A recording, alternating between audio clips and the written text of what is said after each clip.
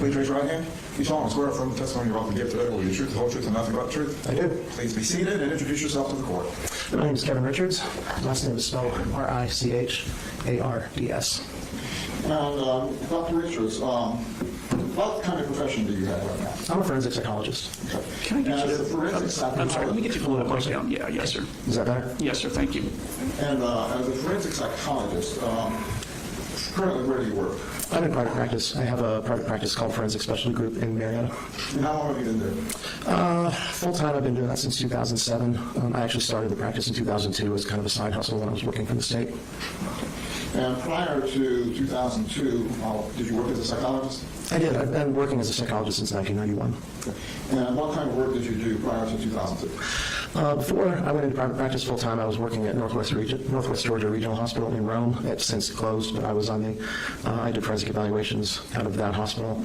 Prior to that, I worked at Clifton T. Perkins Hospital Center in Maryland, which is the state of Maryland's maximum security hospital. And there was a brief time in between then when I worked at Atlanta Regional in Decatur for about 7 months. Now, what kind of educational background do you have to be a psychologist? You have to have a doctoral degree. I have a PhD from the University of South Florida. I got that in 1991 after completing the requirements and a 1-year pre-doctoral internship at the University of Minnesota. I also got a master's from USF in '89, and before that a bachelor's from a small school in Connecticut called Fairfield University in 1985. Now, do you have license in Georgia as a psychologist? I do. Yeah, I'm licensed in, I think, 5 states right now. Do you have any other state licenses? Yes, I'm licensed also in North Carolina, Wisconsin, New Mexico, and Alaska. Do you have any certifications beyond that? I'm board certified in forensic psychology by the American Board of Forensic Psychology. And prior to working as a forensic psychologist, you had just described some of the jobs that you had, but you also working as a clinical psychologist. I have at times. My career's been primarily forensic, but all forensic psychologists are clinical psychologists first, and then they specialize. So my degree is in clinical psychology. I developed this specialty in forensic psychology after I got my doctoral degree. Are you currently involved with any professional organizations? I'm involved with the American Academy of Forensic Psychology. I belong to APA and a number of other professional organizations that are kind of involved in the kind of work that I do. Have you worked in any consulting capacities? I have. I do a fair bit of consulting now. I consult with the various branches of the military when they have courts-martial. I also do a fair bit of file case reviews for attorneys. Have you worked in any hospitals or regional facilities? Well, just the 2 I mentioned, 3 I mentioned, Clifton T. Perkins in Maryland, and then Atlanta Regional in Decatur, and then Northwest Regional when it was open up in Rome. And during your term as a forensic psychologist, have you handled any kind of training for psychology or non-psychology experts in the field of forensics? Yeah, for a while when I was in Maryland, I was on the adjunct faculty at American University in the PhD program. I used to teach their PhD students forensic psychology and a variety of other things. I don't have any academic appointments now, but I do a fair bit of training for attorneys and students and interns and other psychologists. And have you had any contribution to publications? Not very much, honestly. I'm not an academic. I've had a practice career, so. Have you testified as an expert before? I have. And can you give us an idea how many cases? Close to 300, probably. And have they been just in the state of Georgia or in other places? No, they've been in Georgia, where else? New Mexico, Arizona, Wyoming, and then all over the world on military bases, Korea, Japan, Germany. I'm going to hand you a copy of the document that I've marked as D2, and I'm going to ask if you can identify that for me. Sure.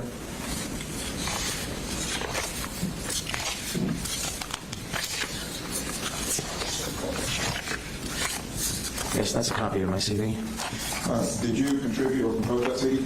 Yeah, I wrote it. And looking over it, have there been any alterations since you drafted that?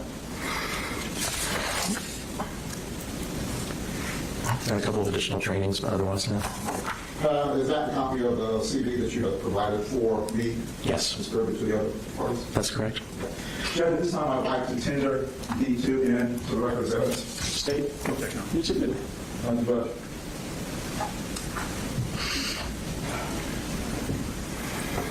you're here testifying on a case with Colt Gray. How did you become involved with that case? I got involved when his original attorney, Mr. Kraft, from the Public Defender's Office, contacted me and asked me if I would be willing to do an evaluation. And how long ago was that? A year and a half, 2 years ago. No, it was about a year and a half ago. I'm guessing. At that time, did he provide you with evidence or materials to look through? He did. He sent me a hard drive that had essentially, I think, the entire case file on it. And what kinds of information was on that? Oh gosh, there was a lot of police documentation. There was interviews. There was defects records. There was school records. Body camera video from law enforcement. I mean, there was a lot. Was the request done for a full forensic psychological evaluation? I'm not sure what you mean by that. Well, a forensic psychological evaluation. Well, for a forensic evaluation, Mr. Kraft was particularly interested in looking at the case in light of the Miller v. Alabama decision about sentencing juveniles to life without parole. Talk a little bit about the difference between a clinical psychologist operation and forensic. Well, forensic psychologists focus on application of clinical principles to questions of law. So, as I noted earlier, all forensic psychologists are clinical psychologists first, and then they specialize in application of clinical psychological principles to legal questions. It's similar to physicians. Once you graduate med school, you're a doctor, but until you do a residency and specialize, you can't be a surgeon or a pediatrician or something like that. So what kind of investigation techniques and methodologies do you use? I do quite a bit of interviewing. I do a lot of case review, looking at evidence. If there are prior records, prior evaluations, I look at that. If there are collateral sources that I can talk to in an interview, I talk to those people.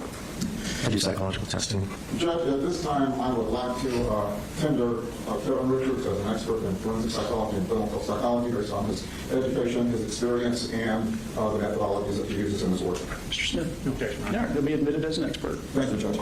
Now, when you first entered the case, did you immediately go to interview Colt, or did you do some background work? I did a little bit of review, but I did go to see him fairly soon after Mr. Kraft contacted me. I don't know the exact timeline. I know it wasn't very long. Okay. And in that early interview, can you tell us what your impressions were from that beginning? I thought he was kind of an odd kid. When he first started the interview, he wanted to put his arms inside his sweatshirt because he said he liked the way that felt better. His affect was a little bit odd and flat, but otherwise, there was nothing terribly remarkable. He was cooperative. He didn't give me a bad time. He answered my questions, cooperated with the testing that I did. Did you interview him subsequent to that? I did. I interviewed him a total of 4 times, I think for a total of about 15 hours. And did you interview any other collateral sources? Yeah, I talked to his mom. I talked to her twice, and a total of about 3 hours back in May of this year. Okay. After that review and investigation, did you also review the file that was given to you by Mr. Kraft, was it? It was Mr. Kraft that sent me the hard drive. Yes, I went through substantially. I think I looked at pretty much everything that was on it. It was a vast amount of information, and there was a lot of things that weren't really relevant. Like, for example, watching every single body camera video for officers that responded on the day of the incident wasn't really relevant to what I was doing, but there was a lot of things in the hard drive that were. As a result of your investigation, did you generate a report? I did. I'm going to hand you what I marked by the official purpose of D1 and ask you if you could identify that. Sure.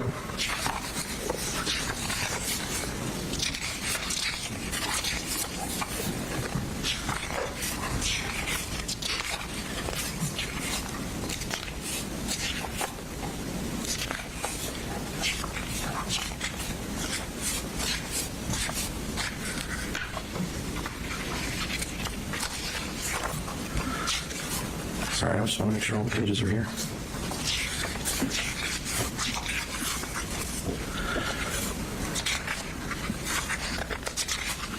Yes, this looks like a copy of the report that I wrote. Okay. As we go through some of these issues, I'll allow you to refer to it, but please don't read directly from it. Okay. For the testimony. Okay. Going back to your initial interview with Colt, did you immediately jump into covering the facts of the event, or how did that work out with you? No, typically when I do an interview, I start with easy questions, like what's your birthday, where are you from, where'd you grow up, And so a lot of the first interview was talking a lot about his history, where he lived, where he was born, who his mom and dad were, whether he had siblings, that kind of thing. Just getting kind of basic background information. And in that background information, did he cover his family life, the circumstances that happened between his parents, his brother and sister? He did. Okay. Some of those issues that came up when he was young, can you enlighten us as to what you think may be important in his development? There was a lot of moving around, a lot of chaos. There was the family moved in a really large number of times. There were financial problems. There were issues with neglect, lack of money, lack of moving into places that didn't have any furniture, having utilities shut off, not always having food in the house, those kinds of things. There was reports of some abuse by the dad. I think the dad was using drugs. Eventually, both parents were using drugs, which also had a detrimental effect on the well-being in the family. So it was pretty chaotic. There was a lot of, I think, abuse and a fair bit of kind of neglect and just a lot of transition and chaos. Where was Colt positioned in that? He's the oldest of three. He's got a younger sister named Jenny and a little brother named Coley. I think Jenny's 15 now. I think Coley's 12.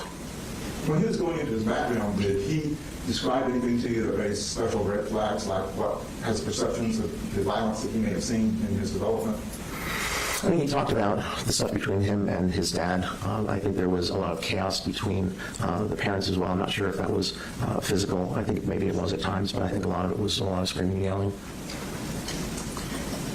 Did he give you an indication of whether he was closer to his mom or his dad, or did I think he had complaints about both of them at different times. I would say he probably had a closer relationship with his mom than he did with his dad. And how did any of this chaos that you were referring to in constant moving, how did any of that affect his feeling of stability at that? I think he's, he already started out as, like I said, kind of an unusual kid, and I think all the chaos and so forth, what it really led to him being was really isolated. A lot of times his mom and dad weren't putting him in school. They didn't take him to socialize. He didn't hang out with other kids. Didn't have like a normal childhood where he had friends and things to do. They were always moving, and like I said, he wasn't in school a fair bit of the time, and it kind of drove him into a sort of an isolated position, at which point I think he discovered the computer, and then that's kind of where that whole situation took off. Did he give you an understanding of how financial problems came about with the family? He said it was spending money on drugs and irresponsible purchases, things that couldn't be afforded, and then moving into houses and apartments that couldn't afford and getting evicted, instead of spending the money on taking care of the family, buying trucks and boats and RVs and stuff like that. Just a lot of really irresponsible behavior with money. Did he tell you how many schools he attended? I don't recall exactly. It was inconsistent because sometimes he was in school and sometimes he wasn't. I think there was an entire year where they just didn't even bother to register him. So, was there any extended family that he was involved with? It seems like he had a pretty good relationship with his grandma, Miss Polhamus, Debbie. And is that maternal or paternal? I think that's Marcy is his mom. I think that's Marcy's mom. Do you know how much contact he had with her during this time? I think he was in and out of her home at various times. She would take him. I know Defects was involved with the family at times, and like I said, both of the parents were having issues with drugs and financial problems and so forth. And so I think when those things would get bad, I think there were times when Debbie stepped in. I think the kids lived with Debbie at various times. Did he have a chance to go down and stay with her much? Again, we didn't discuss specifically, but it was clear he spent a fair bit of time with his grandma. Obviously, some of this time occurred during COVID. How did that impact? I think it impacted like everybody else. I think he was already a kid who was pretty isolated, and COVID didn't help that for any of us. And so I think the idea that stuck at home, not going to school, locked down, I think it just kind of reinforced the level of sort of isolation and loneliness. Now, you had indicated that you got involved a lot with the computer. Did he tell you any direction or any interests he had with the computer? I mean, most of his social life was on the computer. He was a gamer. He played online video games, but he was also spending a lot of time on communication platforms, specifically on Discord, which is a place you can go to play games, but also chat with people, look for people with similar interests. I think he spent time on Reddit, and then eventually kind of got really focused on this, what they call the true crime community, which is a group of mostly teens and adolescents that are focused on true crime, primarily focused on people who do mass shootings. I mean, to the point of being obsessed.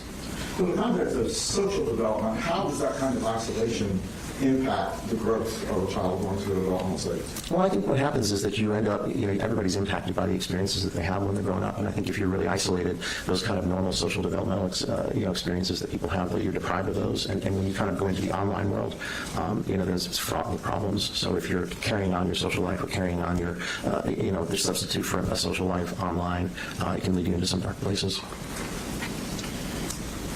During that time that he was getting involved with the true crime community, did he indicate to you he had a fixation on any certain types of crimes? It was primarily on school shootings, although he was focused on a fellow named Holmes, who was the individual who did the shooting in the Aurora, Colorado movie theater. That wasn't a school shooting. It was a mass shooting, but it wasn't at a school. He initially, I think, was focused on Adam Lanza, who was the person that did the school shooting at Sandy Hook Elementary up in Connecticut, and then ultimately became really focused on Nicholas Cruz, who was the person who did the school shooting at Parkland, at the high school, Marjorie Stoneman Douglas High School in Parkland, Florida. And that was the one I think he was most focused on, although he said he was more focused on Holmes just prior to the shooting. And as he was getting into this true crime community, did he impart the information to you that gave you red flags about his mental health? He was talking a lot about how he kind of related to these people, how he could, felt like he had similar histories. Kind of asked him what drew him to it, and he said, well, Nicholas Cruz was a lonely guy, and he had a bad family life, and, he was depressed, and he thought about killing himself, and I had all those things too, and so I felt like I could relate to him, and so it kind of, again, it eventually kind of turned into an obsession, but in terms of his mental health, I think it was, he became more isolated, more focused on the computer, and consequently, in parallel, his ability to kind of have relationships and interactions with people outside of the online world became impaired to the point where he even said, if I went out and tried to have interactions with people, it would be really hard. I just have panic attacks because I've been so focused on online. And it was clear by the time the shooting happened that his entire life basically was online. He didn't have any friends outside. He wasn't, I don't think, going to school very much. He mentioned knowing some kids at school, but he hadn't been at Apalachee very long.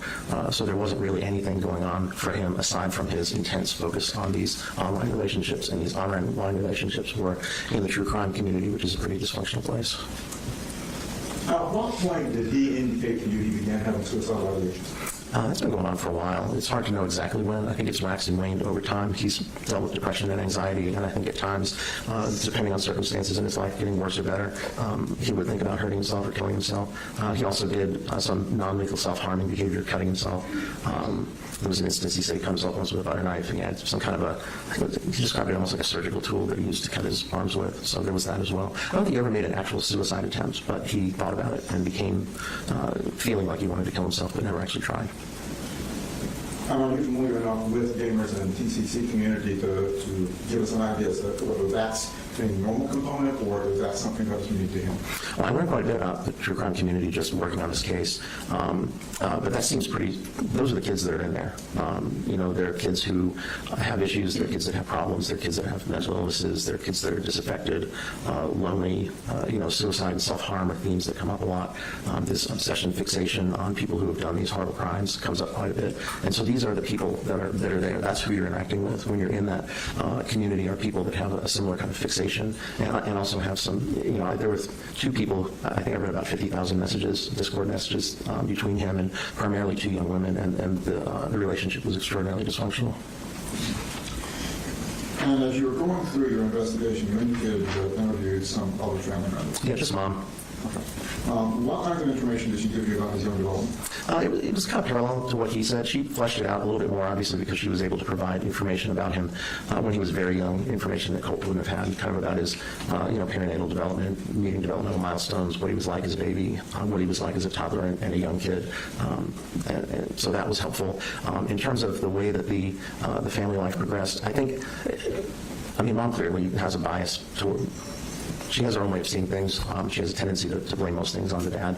And I'm not saying he's without any faults, but that's kind of was her angle. But she did provide quite a lot of information kind of about the family moving and the financial problems. She was pretty forthcoming about her own issues with drugs and the dad's issues with drugs and, how things just weren't getting taken care of properly with the kids.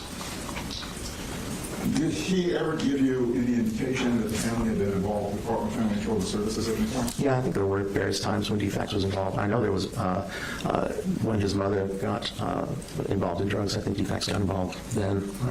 I know they got involved right after the shooting as well, but I know there's been involvement. There were records that I got that showed that there had been contact with DFACS over issues with this family. Not sending the kids to school, not taking care of the kids, being neglectful. I remember specifically reading some records about truancy, about how he just wasn't showing up. I'm not even sure he was registered. And to your knowledge, did he ever spend any time in foster care? Foster care, I don't recall. I know he was with his grandma a fair bit. I don't know that he was ever in any foster homes. Okay. In the months, or actually let's say weeks before the shooting, as you reviewed the records and the discovery that was given to you by Mr. Kraft, did you notice an increase in his statements and activities regarding suicidal ideations or related to acts like the shooting? He was talking to a young woman named Amanda, who went by Mandy, and he wasn't saying anything specifically about doing the shooting. They talked about school shootings a lot. Both of them were obsessed in a very dysfunctional way with Nicholas Cruz, but he was making statements to the fact that he was paranoid, that he felt suicidal, that he felt he was hurting himself, but he was also making kind of ominous statements about how something was going to happen soon. It was going to happen on September 4th. And I think Ms. Coots Mandy had an inkling that that's what he was talking about, but he never specifically said it, but he did say that something big is going to happen on the 4th. And it was almost like a countdown in their messages as that was approaching. And did you get any indication that he had reached out to his family for help on the suicidal ideations? It didn't seem like it. Oh, actually, I'm sorry, you said did or didn't? I said didn't seem like. I know he made statements to the effect that he was telling his dad that he needed help. And when I talked to Mom said she noticed around the time not long before that he was having more panic attacks, more anxiety, and that his level of paranoia maybe was a little bit worse. So I'm mistaken, actually. Yeah, he did talk about that. And evidently there was some effort afoot to get him into a clinic. I had some messages. There were basically phone messages between Colt's dad and a mental health facility trying to set up an appointment for him. But they never took him to an ER or a hospital or anything like that. It was trying to get outpatient treatment. Okay, so to your understanding, no one ever called the crisis mental health center for? Not that I'm aware of. His mom mentioned when I spoke with her that she felt like he needed to go to an inpatient facility, but nobody ever took him to one, and nobody ever took him to an ER. Okay. And at the time of that the shooting occurred, I'll go back to something else for just a moment. In your conversations with his mom, did she indicate to you that she had given him any kind of medication? Yeah, she started giving him Zoloft. She had a prescription for Zoloft. Colt did not have a prescription for Zoloft. And what she was doing was taking pills and breaking them up and giving him pieces of them. So there was no prescription, and it's unclear what kind of dose he was getting. Estimated, I think they were 100 milligram or 200 milligram pills she was breaking up, and she was giving him about a fourth of them at a time. But again, when you break them, that's not the way you're supposed to take Zoloft. But that's how he was getting it. It was from his mom. Did he describe how it was affecting him? He said it made him feel a little bit racy. A little bit wound up. Is that kind of like the opposite effect of what it's supposed to have? Some people do experience a little bit of activation with SSRIs. I mean, I'm not an MD, but I've been around them a bunch. Some people do get a little bit of activation. But they also help with anxiety and depression. I think he said he felt maybe a little bit better, but they made him feel kind of racy and sped up. How intense at that time was his depression? I think it was pretty severe. I mean, it waxed and waned. I think it was pretty severe. I think at the time of the shooting, the anxiety and paranoia were probably prominent, although the depression was always kind of there. And the thoughts about hurting or killing himself were always kind of there. But I think around the time of the shooting, it was primarily the anxiety that was prominent. What kinds of characteristics did his paranoia put on? He talked about being afraid that there were plots against him. He talked about believing that people were talking about him. Like if he was out in public, he'd see people talking. It's called an idea of reference, when you believe that seeing something happening in public refers to you. If you see two people talking to one another and you think they're talking about you. He talked about believing that the teachers were plotting against him. He mentioned this to his mom and also to Mandy. And so it was that kind of thing. He also had this idea that somehow his computer he used the word infiltrated. He wasn't sure who did it, but he kept changing his usernames, and he was storing information, I think, on the little SD drives like you use with a camera, and he was taking those out and destroying them, breaking them up, because he was afraid. He never was able to tell me who he thought was doing it or why, but felt like somebody was probably keeping track of him. He said some more, I think, more outlandish things that I'm not sure, about cars going by the house and seeing people. I'm not sure how much of that was, maybe a little bit of an exaggeration, but I did believe he used to kind of conflate his paranoia and anxiety. He was real anxious, but he was worrying about things, and so there was an element of paranoia that he used to kind of conflate with the anxiety, and the two of them kind of coexisted like that. So. Those kinds of things that can impair someone's judgment if they're going through those episodes. Sure. Yeah. I mean, if somebody believes that there are, forces marshaling against them, that can certainly impact the way that they carry on their life. Certainly he was doing certain things in response to the beliefs that he had, like destroying the hard drives or the SD cards and changing his usernames. But I don't think he was really doing, other things in the service of them. And you made a reference to his thinking the teachers were against him. Was that teachers at his current school or his older school? The teachers at his current school. Were you familiar with the circumstances that took place when he was in Jacksontown? I'm not sure specifically what you mean. When the FBI came out to investigate? Yes, I was aware that there was a message, I think it got flagged on Discord, about somebody making a statement about doing a school shooting, and law enforcement showed up at the house because they were able to trace they were able to look at the account, the email associated with the account, trace the email to him, and so they went and interviewed him about whether he had made this threat. Did you listen to Inspector Smith's interview of Colt when he was arrested? There were two of them. There was one at the school, and there was one at CID, and I listened to both of them. And the particular one at the school, what were your initial impressions when you heard that? He was pretty hysterical. That was the main thing. At any point, did he try to deny that he didn't either? No, he didn't. When he was taken into RYDC, did they do any checkups or any assessments on him to determine if there were any psychological or physical issues? I think they do that with most kids, but what I learned when I was talking with him is that he was having these symptoms. He was telling me about this paranoia and stuff that he was having, and then I asked him, what do the mental health people think about it? And he said, I haven't told them. And so I suggested that maybe being more forthright about these things, if they were going on, would be a good idea. And then I think he started talking more to the staff about it. I also alerted his attorney. Did you have access to any of the records from KJJ? Not until just a few days ago. Did you get a chance to review them? Yeah, there was a lot, but yeah, I reviewed them. What was your understanding of his initial treatment plan? Initial treatment? When he was in RYDC? Okay. I think it changed over time. He was reporting some paranoid ideation that was continuing, worrying about other kids in the RYDC, worrying about the staff, worrying about the cooks putting stuff in his food.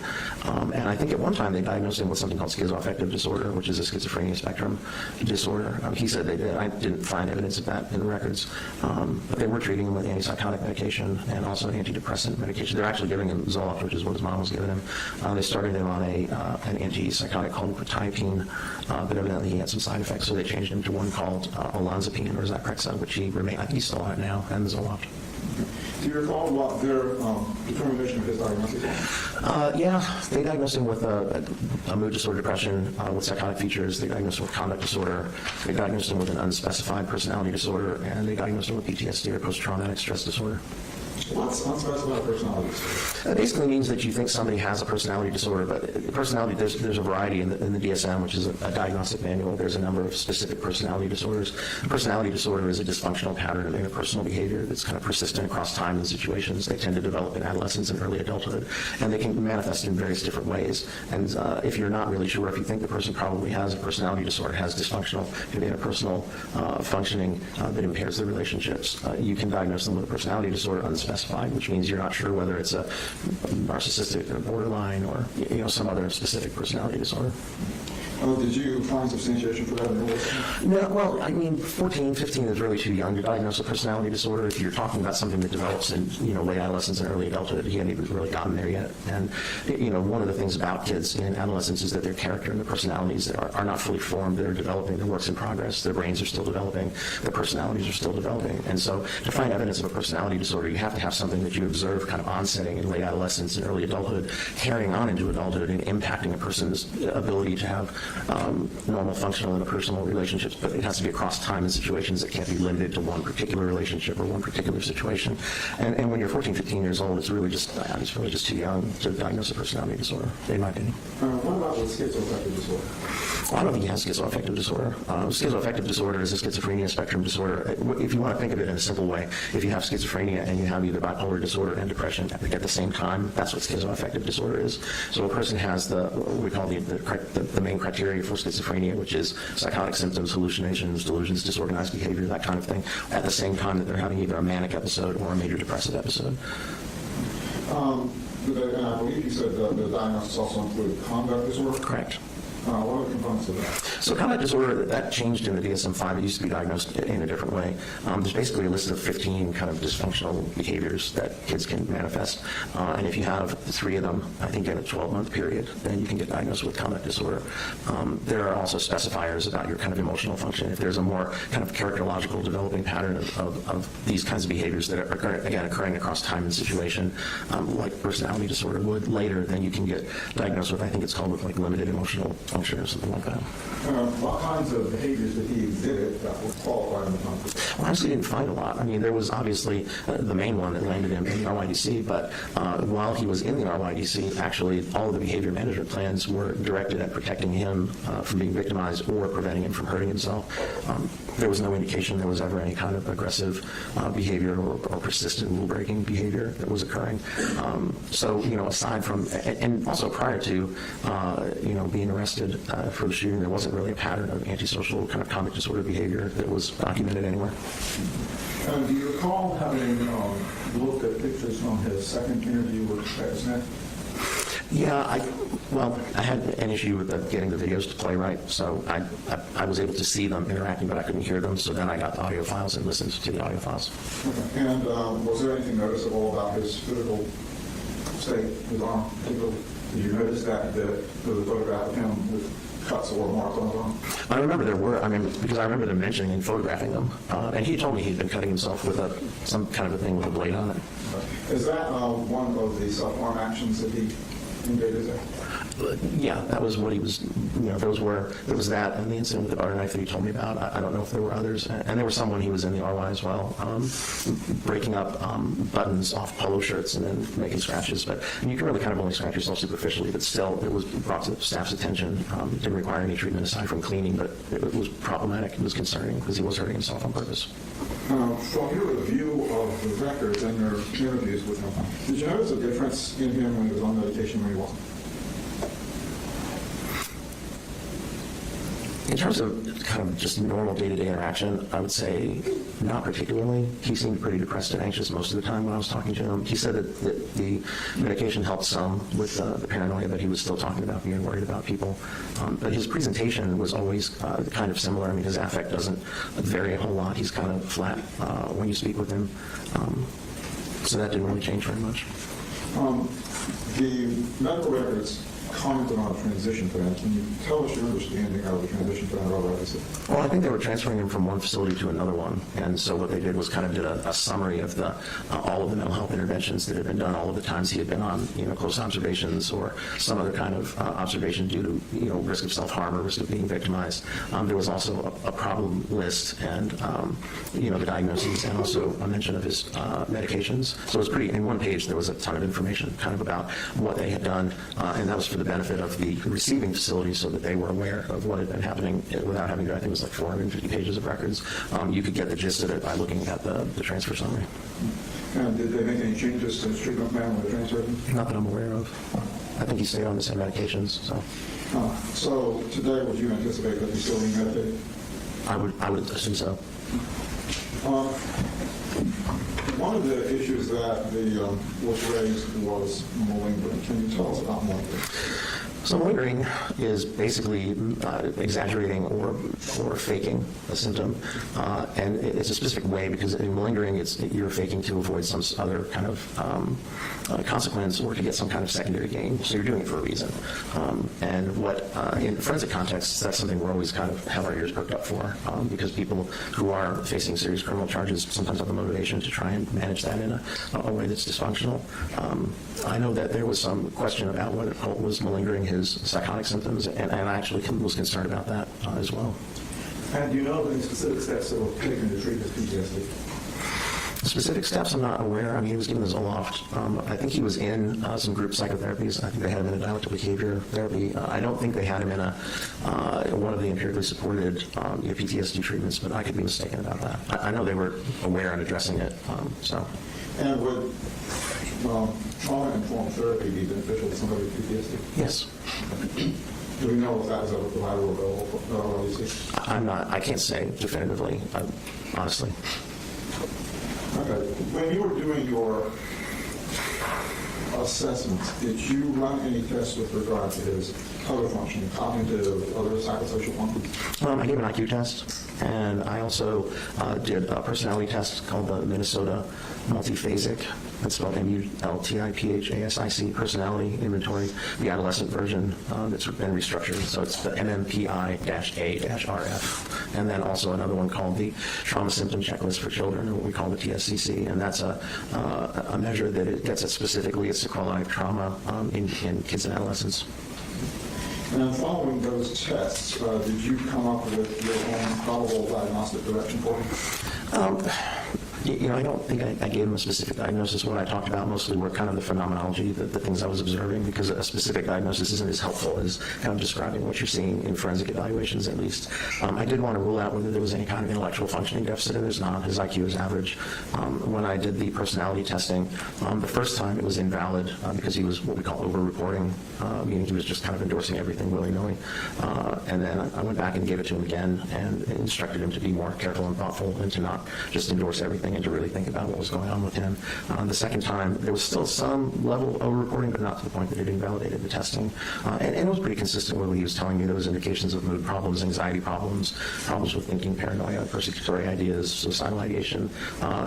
Psychological tests are not like x-rays or blood tests. What they usually do is help us develop interpretive hypotheses for understanding people, and sometimes they help us corroborate things that we're observing or seeing on the interview. And that's pretty much what the MMPI did. Colt never really talked about trauma, PTSD symptoms with me as PTSD symptoms. I would kind of ask him about, traumatic experiencing. Was he having flashbacks? Was he having dreams? And he said he had dreams about the school sometimes, and sometimes dreams about things that happened when he was younger. But the dreams about the school didn't involve the shooting incident. It was just him alone in the school wandering around.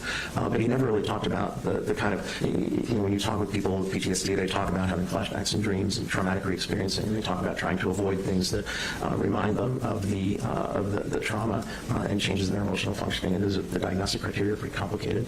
He didn't talk about that, but on the TSCC, he endorsed a lot of trauma-related symptomatology. And it didn't appear as though, there's validity checks in that test as well. It didn't appear as though he was manufacturing them, which I thought was kind of odd, because when I tried to talk to him about it, I wasn't getting much, but he was responding to it on the testing. And clearly the RODC docs felt he had PTSD as well. Just water. Yeah.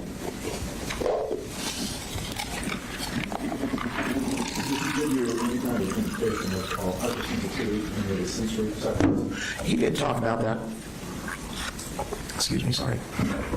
Like I said, when I first met with him, that was the first thing we talked about. He asked if he could pull his arms inside of his sweatshirt and kind of hold his arms around him because he said he felt more comfortable talking that way. He talked a lot about having issues with noises, particularly with textures, kind of sensory things. When I talked to his mom, she talked about this as well. She said when he was little, he didn't like people touching him, bathing him, washing his hair was a challenge, getting my haircut was a challenge. Noises seemed to bother him, and I think that persisted. He had specific kinds of sheets and towels that he liked. He had little rituals that he did when he got out of the shower, like things laid out a certain way. And so that was the kind of thing that he related to me. Did any of that give you an indication of any other kind of spectrum disorder? Maybe? Well, it made me wonder whether there was, an element of an autism spectrum disorder. Because those kinds of sensory integration issues are common in people that have autism spectrum disorders. And his interpersonal behavior was kind of odd. So it got me wondering or thinking about it. It was something I considered as I continued to talk to him. Would that be something perhaps that would be good as a rule out and have him follow it? I suspect if you wanted to do a specific evaluation for an autism spectrum disorder, that would probably not be a bad idea. In the end, I didn't feel like, based on what I got from him and what I got from his mom, I felt like there were some elements. He certainly has some elements, particularly sensory type elements, and some interpersonal stuff. But in talking to his mom, she said that when he would interact, he was capable of interacting. He didn't have the kind of interactive patterns that we see, particularly with people that have autism spectrum disorders. But his interpersonal behavior was odd, and we don't have a great sample of it because most of it was online. So to do an evaluation for that might be worthwhile. I ultimately didn't believe that he met diagnostic criteria, and that's what I put in my report. And in your report on page 29, you talk about ACE factors. What are ACE factors? So that stands for Adverse Childhood Experiences. Years ago, the Kaiser Foundation and the I guess it was Health and Human Services, the CDC did a big study and they looked at, was it between 1995 and 97, they looked at 17,000 people. And what they identified were a set of adverse childhood experiences, things that people could experience when they were in their developmental period that tended to be correlated with adverse outcomes when they got older.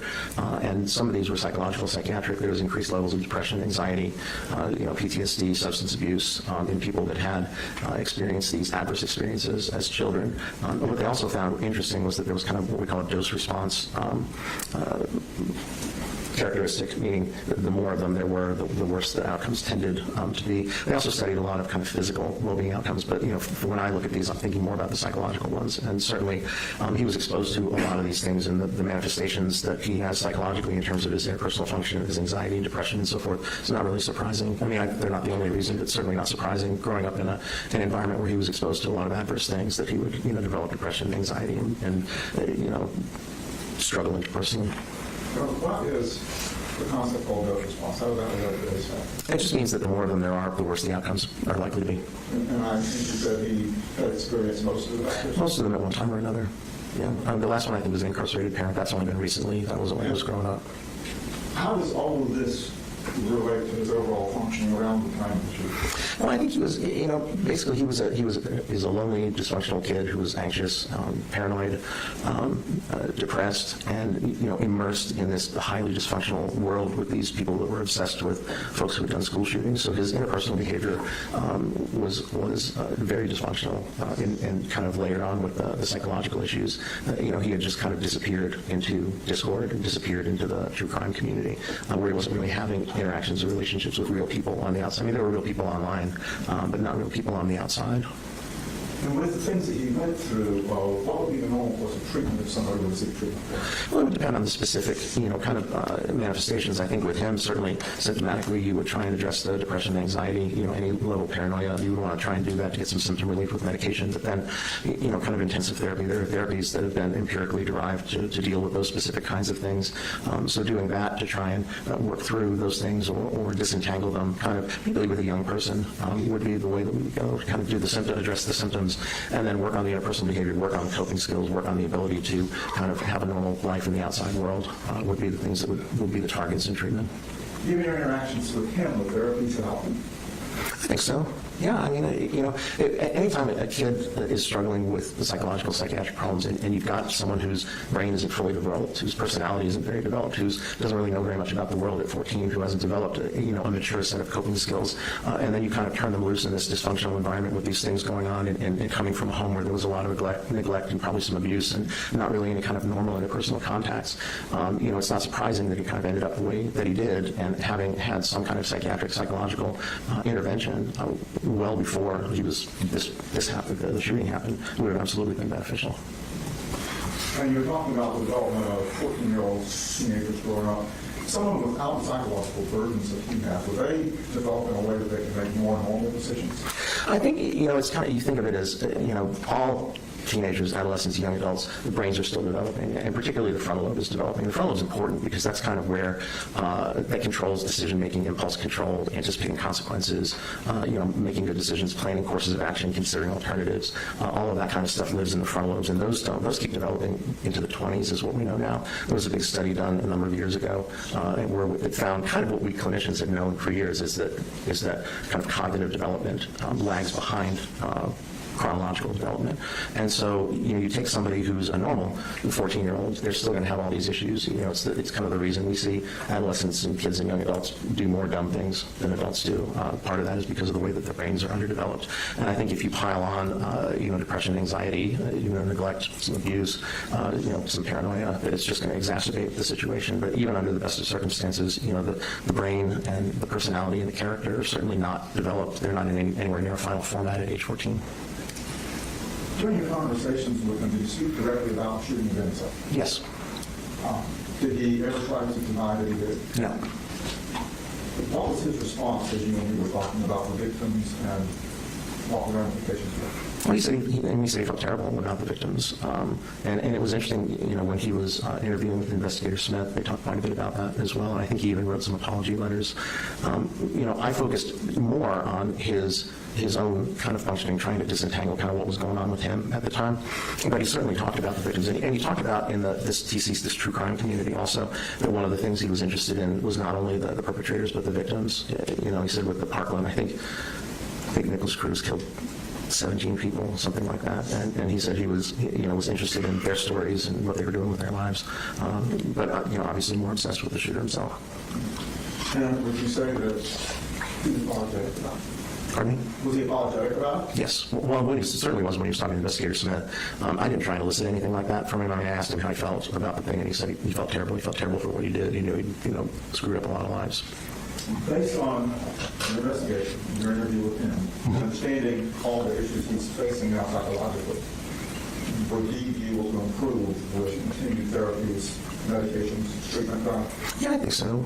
Again, you're not talking about somebody who did this in their mid-20s, late 20s, or as an adult, when there could be characterological issues underlying that are kind of well developed. The personality is finished, the brain is finished, and sometimes if you end up in a situation with an older person where there's characterological issues that drive them to do things that are antisocial, there's sometimes not a lot you can do about that. I think when you're dealing with kids and adolescents, there's still some room before things are consolidated, before they're finished, before they're finished developing. You can intervene in a meaningful way to try and help them develop, more healthy coping skills or address some of those symptoms. So, yeah, sure. You have indicated that Kraft asked you to do this report in conjunction with the Miller versus Alabama factors for sentence abuse. Right. Did you reach any conclusions about that? Well, they talked about incorrigibility and, irredeemable depravity, and I certainly didn't find evidence of that. He didn't appear to be on a really antisocial kind of vector. He wasn't a kid who was getting in trouble a lot. He wasn't a kid that had prior contacts with DJJ. He was doing all this weird stuff on the internet, but it wasn't, antisocial stuff. It wasn't kind of comic disordered stuff. And so what I saw mostly with him were things that developmentally were, his interpersonal skills were poorly developed, his mood issues, his anxiety issues, and then the subsequent paranoia were all things that I think were manifestations of things that had happened with him when he was younger, developing, lack of support, lack of treatment. I think they could have been addressed earlier, and I think there's still room. Was he 16 now? He's still an adolescent. His personality is still not done. His character is still not done. His brain is still developing. So there's, I think, room to intervene at this point to make some headway, to undo some of that stuff. That's all I have, Judge. At this time, I'd like to move D1 into evidence request to be entered on seal. Mr. Smith, any objection? Is that a report? It's a report. All right, it's admitted. He did. Your position? That's all I have, Judge. That's fine. I'll say go on. All right, we'll file that under seal. Why don't we take a short restroom break before cross? All right, we'll be in recess for 10 minutes or so.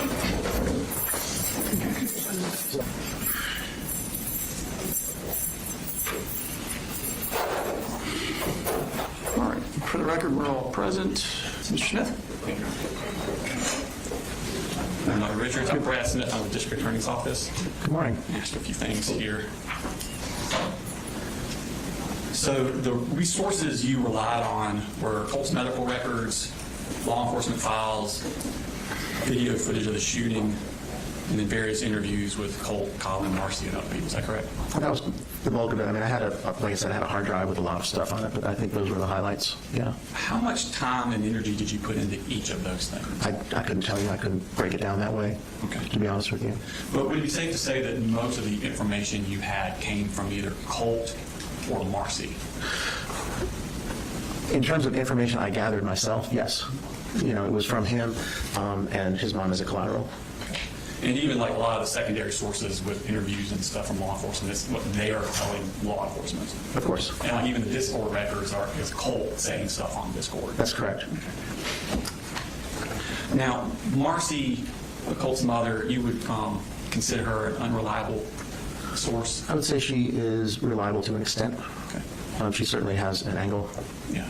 And you were aware that she had, in the few years leading up to this incident, she had limited contact with Colt? Yes, I was aware of that. Okay. In fact, in November 2nd of 2022, Marcy leaves the house that Colt lives in and goes down to Fitzgerald. Right. Okay. And it wasn't until August 11th, 2023, almost a year later, that Colt goes down to stay with her from August 11th, 23 to October 4th of 23. That sounds about right. So about 2 months that they lived together. Yeah, they didn't have a lot of contact. And then he leaves in October because Marcy tests positive for drugs. And she comes up to stay with him the next year, July 6, 2024 to August 16th of 2024. That sounds about right. It's about 1 month. Yeah. Okay. I think she said it was about 5 weeks. So in the 2 years leading up to the shooting, she was with him about 3 months. Yeah, not very much time. Okay. And during that time, she had serious intoxication issues. She did. Tested positive for drugs. She did. And that was a lot of the reason that he was removed from her and she left. Yes. Sort of thing. In fact, she was in rehab for about 6 months with no contact, wasn't she? I believe you're right. Okay. And she had her own criminal justice issues. She did. Okay. And she had psychiatric issues on top of the intoxication. Yes. Okay. Were you also aware that Colt and her, even when they were separate, did not speak to each other very much? It didn't seem like he had a lot of contact with her. There was a brief period of time not long before the shooting when she was living up there in Winder. But for a lot of the time before that, especially when her issues with the drugs and so forth happened, the contact was really limited. Okay. In fact, they mostly just texted with each other. I think that's a fair characterization. Okay. Now, your first interview with Colt was May 16th of 2025. That sounds right. Okay, and that was 8 months after the shooting. Right. Okay. I want to go into Colt a little bit. Were you noticing that Colt likes to mimic other people and especially like the other shooters and things of that like that? There was some stuff, like some photographs that he took of himself, and I think the dyeing his hair orange was a manifestation of that. There were some things that I had in the records where it would be, I think one of them was James Holmes. There was another one, I think was Christian Bale from a movie where he was making a particular face, and he would mimic those things, and I guess post them. They were in the materials that I got. And when you were reviewing his Discord, that's when he's talking to members of this TCC community. Correct. Okay. Did you notice in his interactions with these people that he was very quick to, yeah, me too? They would say, I do this, or I experienced this, and he'd be like, yeah, me too. Yeah, I think so. There was an element of that, certainly. Did you notice where he would, even within the conversation, say one thing and then change it to accommodate and be more like the person he was talking to? I can remember times when that happened, sure. Well, I'm going to show you a couple of them to go through this phenomenon. First one's on Discord. You Okay. want TV Live? Is it going to pop up here? Yes, sir. Yes, sir, it should. Okay, I got it. Okay. So this is him talking to the Mandy. Right. And Mandy's in the light green. Can you tell color difference on your monitor? Yeah, I can tell who's who. It also has their names. And Colt is occasional earner. Right. And he is in blue. And this is August 29th of 2024, so a few days before the shooting. And they're talking about Nicholas Cruz and Right. their obsession with Nicholas Cruz, correct? That was what they talked mostly about. Okay. And Mandy asked him, have you put a cookie in your sub yet? And he writes back, cookie in my sub, question mark. Okay. Okay, so this isn't them talking, this is them writing and reading each other's writing, correct? Yeah, I think that's what it mostly, I don't know if they ever actually talked. I think it was all these text messages on Discord. So when he types in cookie in my sub, question mark, he doesn't know what she's talking about, does he? Either he doesn't know or didn't remember. I mean, clearly he asked her for clarification. Okay. And then she says he would put a chocolate chip cookie in his sub sandwiches, referring to Nicholas Cruz. Right. And then Colt immediately says, oh yeah, multiple times. I see that. And then him kind of like, first he doesn't even know what she's talking about, but then, oh yeah, I do that all the time. Yeah, I think there were probably times that he did that. And, I mean, again, I reviewed between Caitlin and Mandy like 50,000 messages. So, I mean, there were times when he did this. So that's an example of Colt changing his answers about things to fit in with these people. I think that's not an unfair characterization. I think he was very invested in trying to fit in with this unusual community. So, I mean, it seemed like he had plenty of his own independent information, but certainly this is an example of a time where he accommodated based on what somebody else said. And if, let's say, for example, putting cookies on your sub sandwich was a sign of psychosis, this would be him kind of malingering, exaggerating that symptom. Yeah, I mean, I don't think it is, but Right. yeah, I mean, but yeah, I mean, it could be that. It's hard to know because we're looking again at a small sample. But certainly, I would agree with you that he was interested in being perceived as somebody that did this same thing that Nicholas Cruz did if he actually puts cookies in his subs. Let's put another example that's a little more pertinent. Sure. This is also in the Discord with Mandy and again. Okay. So, I'm sorry, this is not him. So- Can I ask, are these, is there an exhibit number? Your Honor, this, I'm going to need a little indulgence. Our next witness is going to put all of these in. I believe this one is in. It's in the corner witness record. It was entered earlier. I would say the one I showed earlier was page 13 Okay. of the occasional burner account. There's an occasional burner account and there's an F-bomb account. This is page 59 of the occasional burner account. And the exhibit number? I'm sorry, I missed I that. put it on record shortly. Okay. So, get this real quick.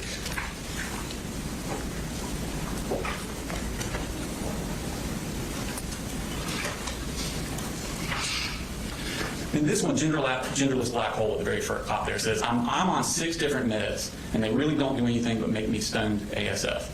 I took Zoloft before. I hope it actually works for you. And then he says, they did the same for me, like it made the room spin. Now, she's talking about 6 different meds, and he says they did the same for me. But he was never on 6 different meds or multiple meds. He was only on Zoloft. That's the only one I'm aware of. Yeah, it was just the Zoloft his mom was giving him. So the they, to try and make it sound like more, he's trying to, again, fit in with this genderless black hole. He's changing the amount or types of medicine he's taking. Correct? Yeah, you could read it that way. I mean, he could be referring to meds as they, but the only one he was on is Zoloft. That's true. Okay. He wasn't on 6 different meds. You skip down a little bit into the middle of the green there. Okay. Genderless black hole says, the worst side effects I've had were with hallucinations. But that wasn't on Zoloft, thankfully. And she says, still get you hallucinations somewhat, though. And then he says, mine are auditory. Correct? Yes. And that means he hears voices. Right. That would be hearing things that aren't really there. And then he says, although it may be schizophrenia, who knows? Right.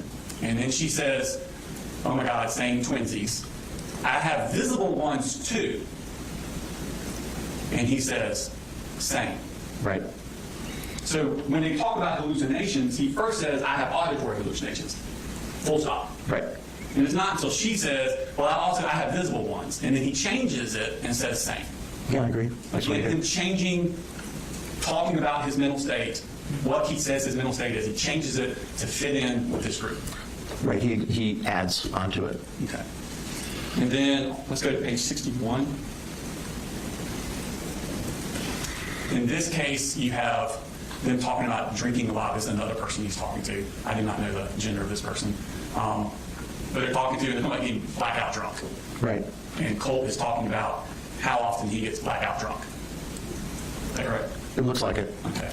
And then at the very bottom, the next to last one, Colt says, I literally just steal it from my dad. I see that. Okay. Did you listen to Colin's interview about his home life? A long time ago. Do you remember him saying that he didn't drink and he didn't allow alcohol in the house at all? That rings a bell. Yeah. Okay. And do you remember Marcy's interview where she says the same thing? Right. Okay. Yeah. So So he it's says, literally, I steal it from my dad. That's not true. no, it's not what he told me either. Okay. So And then he says, sometimes I'll ask some random dude to walk in and get me some.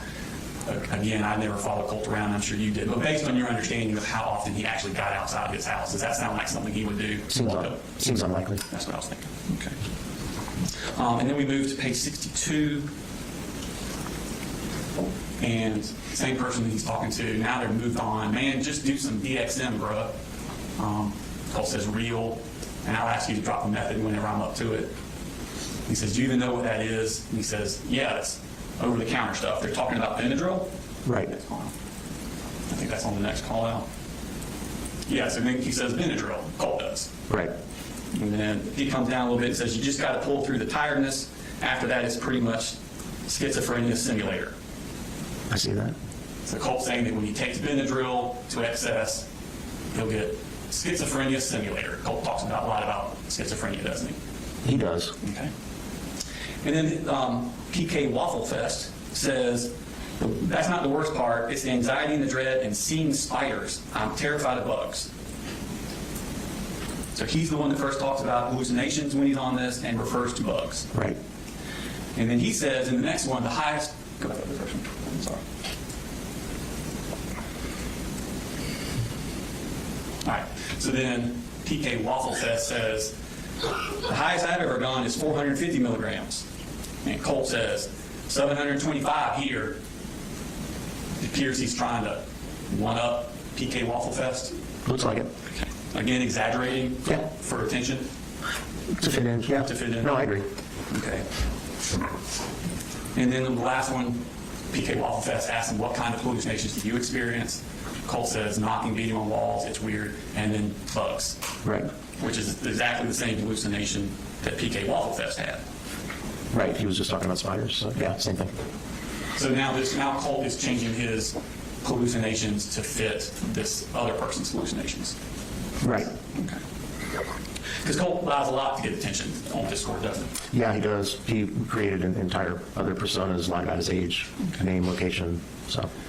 And Colt studies and emulates prior mass shooters. I think we talked about earlier. Yeah, he was kind of obsessed with that group of folks. I think the main one timeline-wise was Adam Lanza, and that was the Sandy Hook Elementary shooter.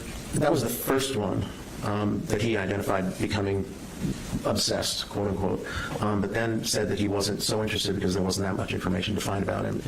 In my perception was that Nicholas Cruz was the one he got most focused on, and then also I think it's James Holmes, the Aurora, Colorado. Those were the two that he was most focused on, although there had been a period of time. And the young woman, Caitlin, he was speaking with, she was an Adam Lanza person. That was her obsession. So they talked about that when he was talking to her. Well, I want to pull up the other Discord. This would have been the F-bomb 703 one, Your Honor. And this is going to be page 9 of that exhibit that Ms. Danny will get you the number for. 266. 266, Your Honor. Thank you. And then this one, the F-bomb is now Colt. This was back in 2023, Okay. 2 years before the shooting. Are you familiar with the date of May 18th and the significance of that date? Not the specific date, but that time frame, middle of May.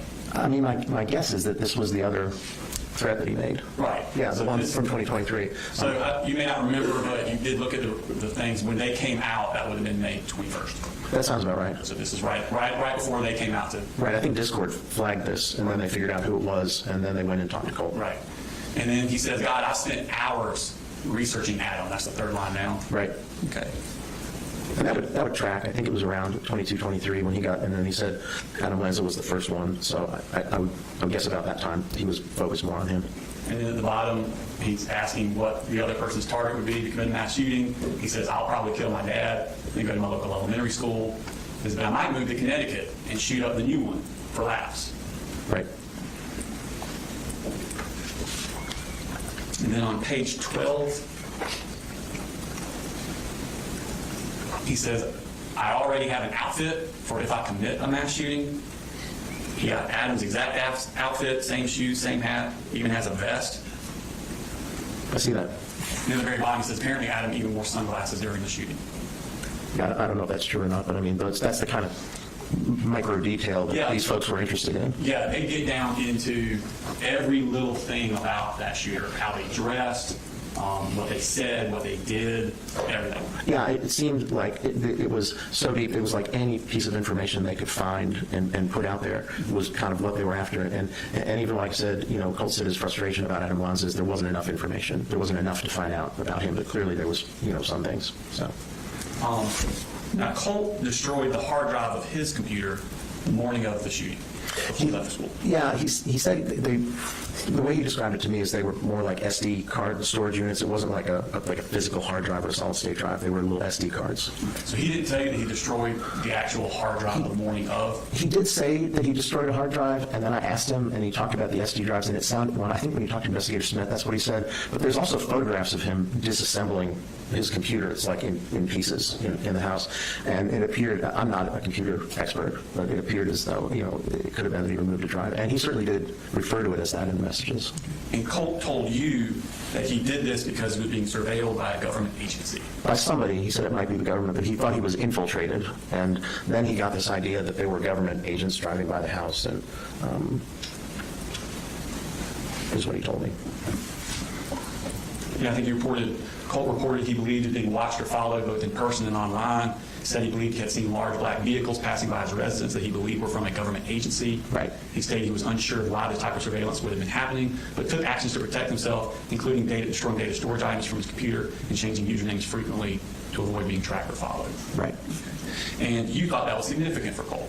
I thought the idea that he was paranoid and felt like somebody was paying attention to him was significant, and I thought the fact that he followed through and did something in response to that belief. I think some of the story about government agents and SUVs, I don't know about that. I mean, I think he was paranoid. I think he felt somebody was watching him. I think some of the other stuff was embellished a bit. So you believed it was signs of like delusional thinking? I think it was signs of paranoia. You know, again, it's when you're trying to decide whether something is delusional, one of the things you can think about is whether somebody will change their behavior in response to it. So if you're paranoid and you think somebody is looking at you online and then you destroy media storage, you know, that's doing a behavior in response to kind of a paranoid idea. Again, the elaboration with the SUVs and the guys with sunglasses and stuff, I don't know about all that, but I think there was some level of paranoia. I think some of the specific stuff was probably embellished a bit. Okay. And that was based on destroying the SD drive? You know, again, it was the idea that he was paranoid. You know, I don't think he has a schizophrenia spectrum disorder. I don't think he's, you know, but I do think he had paranoia that was part of his mood disorder that was impacting his thinking. But didn't in May of 2023, didn't he do something on his computer that caused the FBI to call the sheriff's office to come to his house? Yes, they did. And that would be a logical reason, if you're going to continue doing those things on your computer, to destroy your SD cards. Sure, that would be another way to explain it. And that wouldn't be delusional or paranoia, would it? No, that would be reality-based. Did you do any research yourself on any of these other school shooters that Colt had? No. I mean, I maybe looked at Wikipedia just to orient myself, Okay. you know, but I didn't go down the rabbit hole or anything. I was just kind of making sure I understood who we were talking about. I kept waiting for the FBI to show up at my door from all of my searches. Yeah, I don't know. Yeah. Did you know that Adam Lanza destroyed the hard drive of his computer? I didn't know that. Okay. Did you know he also did it on the morning before he went and did the shooting? No, I wasn't aware of that. I didn't. Did you know that he left it in the middle of his bedroom floor exactly like Colt did? No, like I said, I don't know, but I did see the photo that Colt did that. Would it surprise you to know that Colt did know that? No, not at all.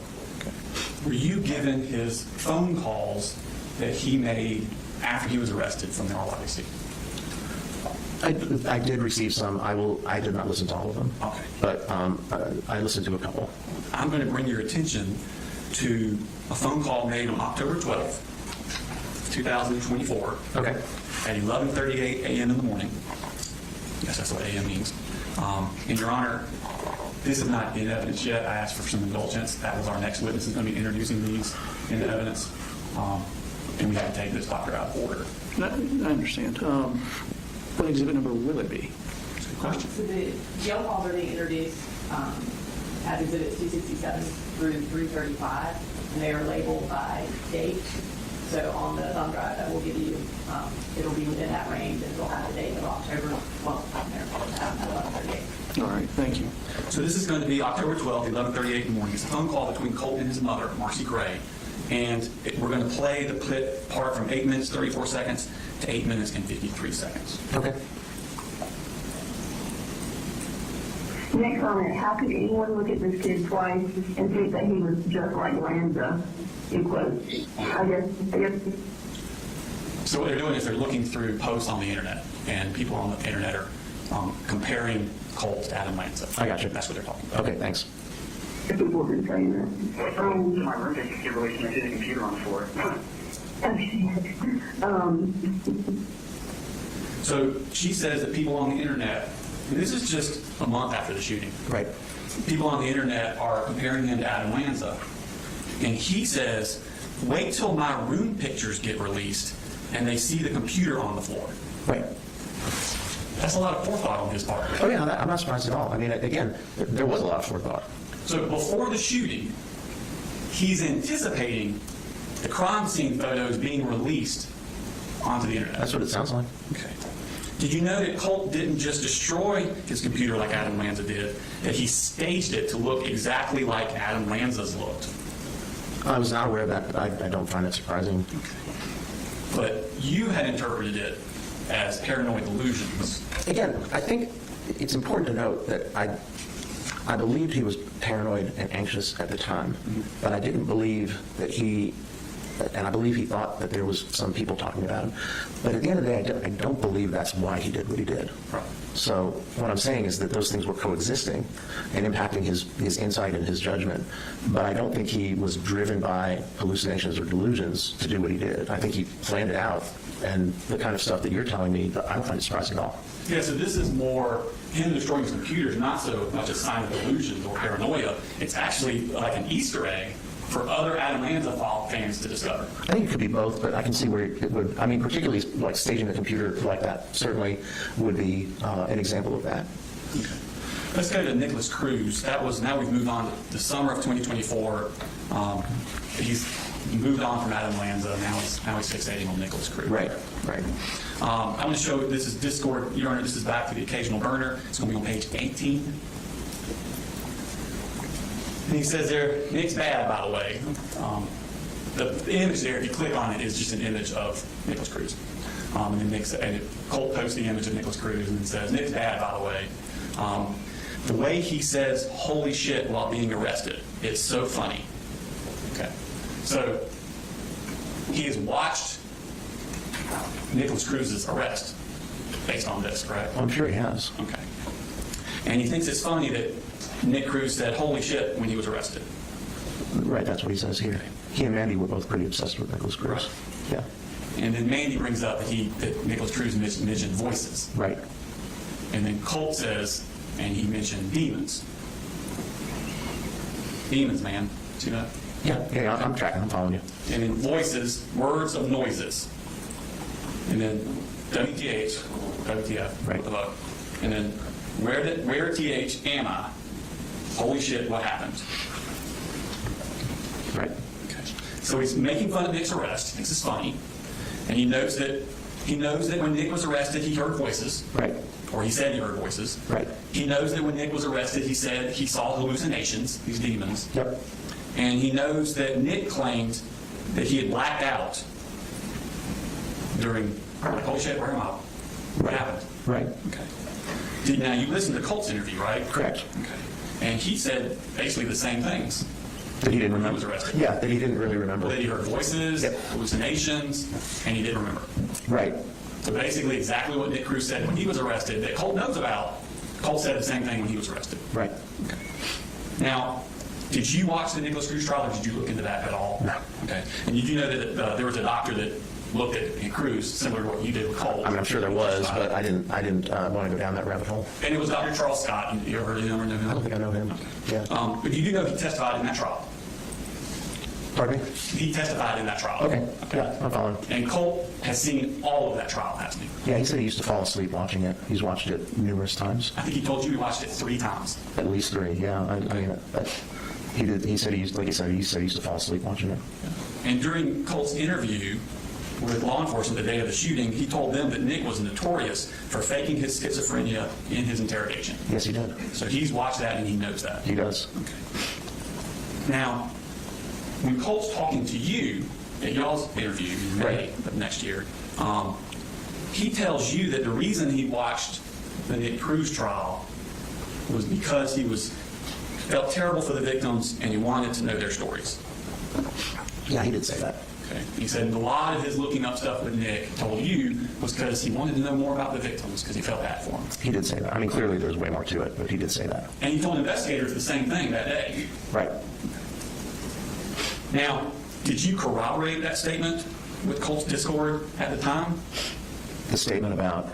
About that he was looking into Nick and watched the trial of Nick because he was feeling bad for the victims and wanted to know more about the victims, Nick's victims.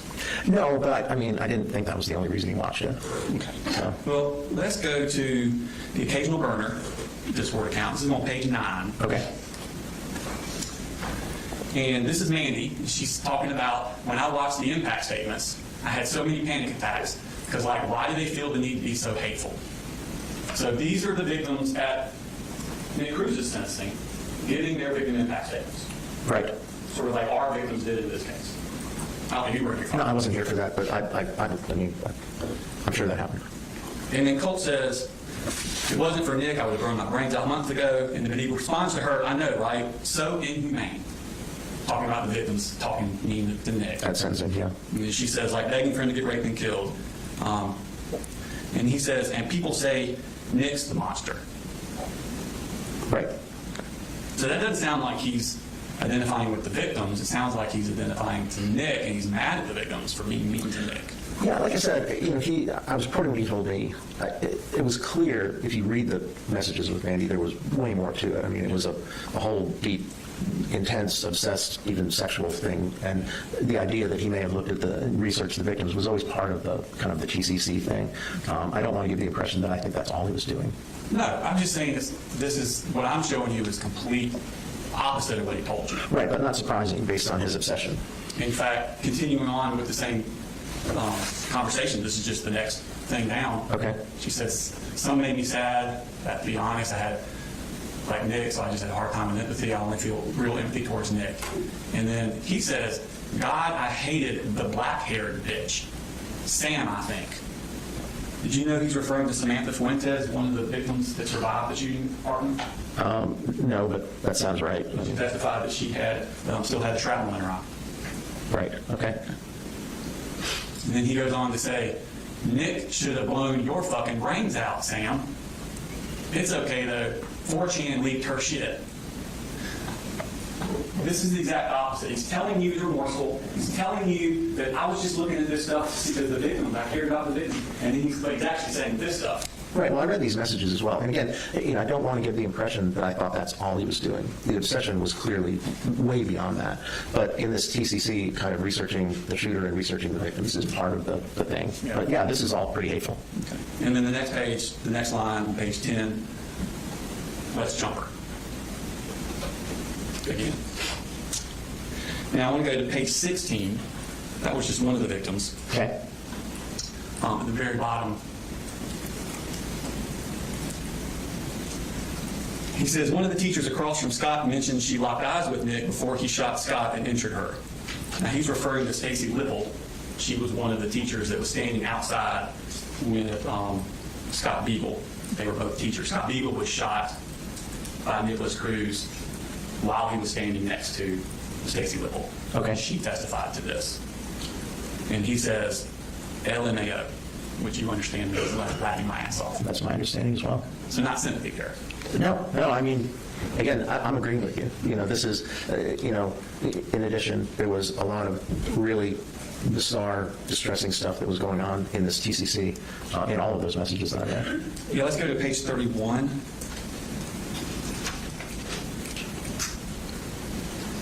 Now, you click on the first image, an obituary will come up. Okay.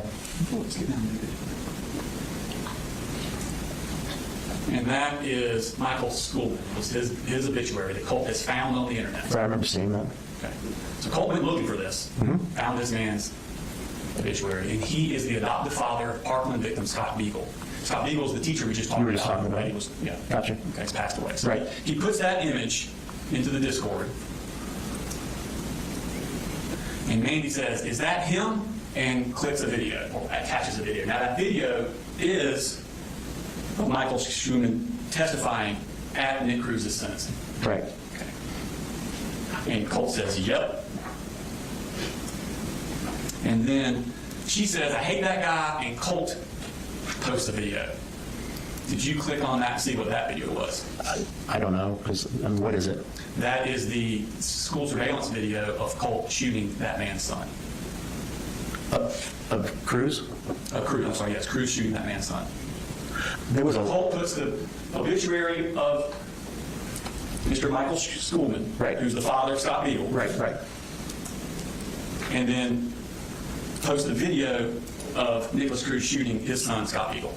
I saw several videos that appeared to be of Nick Cruz in the school and shooting, but I couldn't tell who he was shooting at. But there certainly were. If that's what it was, then I'm sure I saw it, because there were a number of videos of him in the school with the weapon, and in some of them he was firing the weapon, but I couldn't tell who he was shooting at. So he has no sympathy for Scott Beagle or his father, Michael Schoolman. Again, No, clearly not here. No, no. And then he goes on down. Every time I watch this, the way I want to pin him down and stick a blade in his chest multiple times. Right. And then he says, same for that fucking Borges guy. Right. Do you know who he's referring to there? No. That was Anthony Borges. He was also a victim who survived. Okay. Fucking Nick should have come back around to double tap him. Now, Mandy, actually, according to Mandy, I don't know if she's telling the truth, but Mandy says she lives in that area of Parkland. I think, yeah. And knows Borges. Okay. And then she's like, I can't believe I was friends with him. I swear he had a crush on me when I was 13. And Colt says, dox him. And Biden says, I'll kill him for you. Right.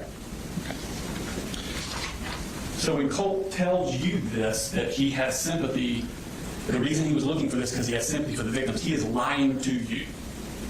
If I believe that was the only reason, yeah. But no, that's clearly not I'm not asking what you believed. Yeah, I'm asking what he said, that is what he said. and Yeah, that is him lying to you.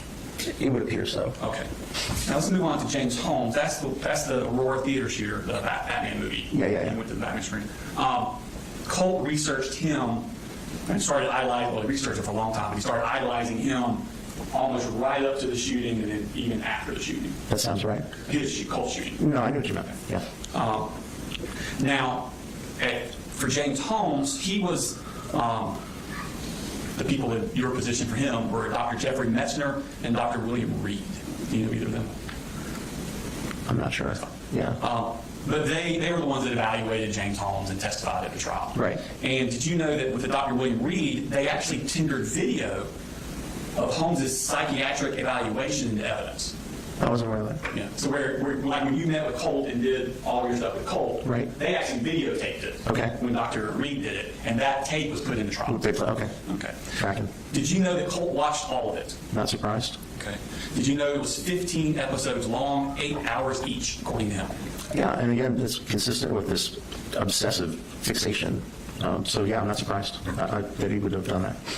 Okay. In fact, he talked about that with his mom on the jail calls. Your Honor, this is on November 16th, 2024, 11:23 a.m. This is from the 10:05 minute mark to the 11:18 minute. Thank you. So Caitlin, that obviously the usual email reviews and stuff like that, and I'm excited about on page responses compared to that. Okay. And that I've really been fixating on James Holmes, and I think it's looking into him that he should find a lot that's correlated to me. Amen. Okay. I don't know anything really about him. So yeah, every once in a while, a person I've met with is like study James Holmes because he really conditioned me into the way like he's so effective and shit on the tool. Things that. Okay, I'll read up on. I wonder if there's a documentary on. There's some, but a really good watch is his 15 episode long, and they're like 8 hours each. Recording of him and the psychiatrist. They bring up all of the questions. Okay. I can probably find some stuff on YouTube or something. So remember, please, I get a book about him on Amazon. Yes, I will. I got rid of him. Okay. So this is Colt talking with his mother, Marcy. And these are the two people you interviewed. These are your two sources. Yep. Okay. And they're talking about this, and this is, months before they met with you. So this is October. This is November of 2024. Yes, so it would have been months before, correct? Okay. And he is actually watching and asked his mother to watch. A psychiatrist asked James Holmes questions, and James Holmes' response to that psychiatrist. Right. Wouldn't that kind of taint what you're going to do later on? It could, potentially. Yeah. Sure. Now, Holmes was diagnosed with schizoaffective disorder. Did you know that? Yeah, I was aware that he has schizophrenia spectrum disorder. And Colt told you that's what he had. He said that's what they had diagnosed him with, but I didn't find that in the records, actually. You didn't find that anywhere in the records? No, they diagnosed him with psychotic symptoms, but as part of a mood disorder, not schizoaffective disorder. And Colt said that Dr. Singleton was who diagnosed him with schizoaffective disorder. Right, he said that, but that clearly wasn't true. And did you see any mention of a Dr. Singleton in his reports? I didn't go through all of them, but so I don't know if there was a Dr. Singleton in there or not. So Colt is telling you that he was diagnosed with schizoaffective disorder. Right. The same one James Holmes had. Yeah. But according to his medical records, that's not true. No, and I don't think he said, I don't think he has schizoaffective disorder either, so. Did Colt tell you that he researched the evaluations and diagnoses of Cruz and Holmes? I don't remember talking to him about that. Okay, so he never volunteered to you that he had looked at their diagnoses and evaluations and that sort of stuff? No, but again, knowing what I know about the level of obsession, it wouldn't have surprised me to find that out. Okay. Yeah. Did he tell you he also coordinated those things with Marcy? No. Okay. Well, I'm going to play you 4 more calls. The first one's going to be on 10/25, October 25th. So this is just about a month and a half after the shooting. Okay. Not guilty is a definitely good stance, but I would at least like to know.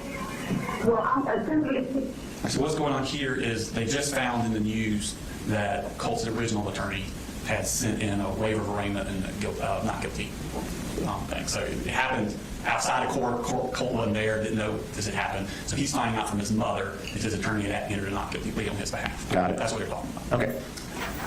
Colin, because that's something, I mean, you need to keep me updated on that kind of shit.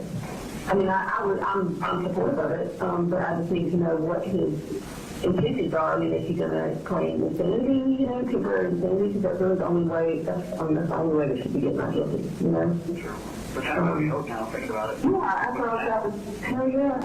I mean, that was my first thought anyway. Because if they're looking for not guilty, then that means they're going full on with the insanity, which I can definitely stand up for.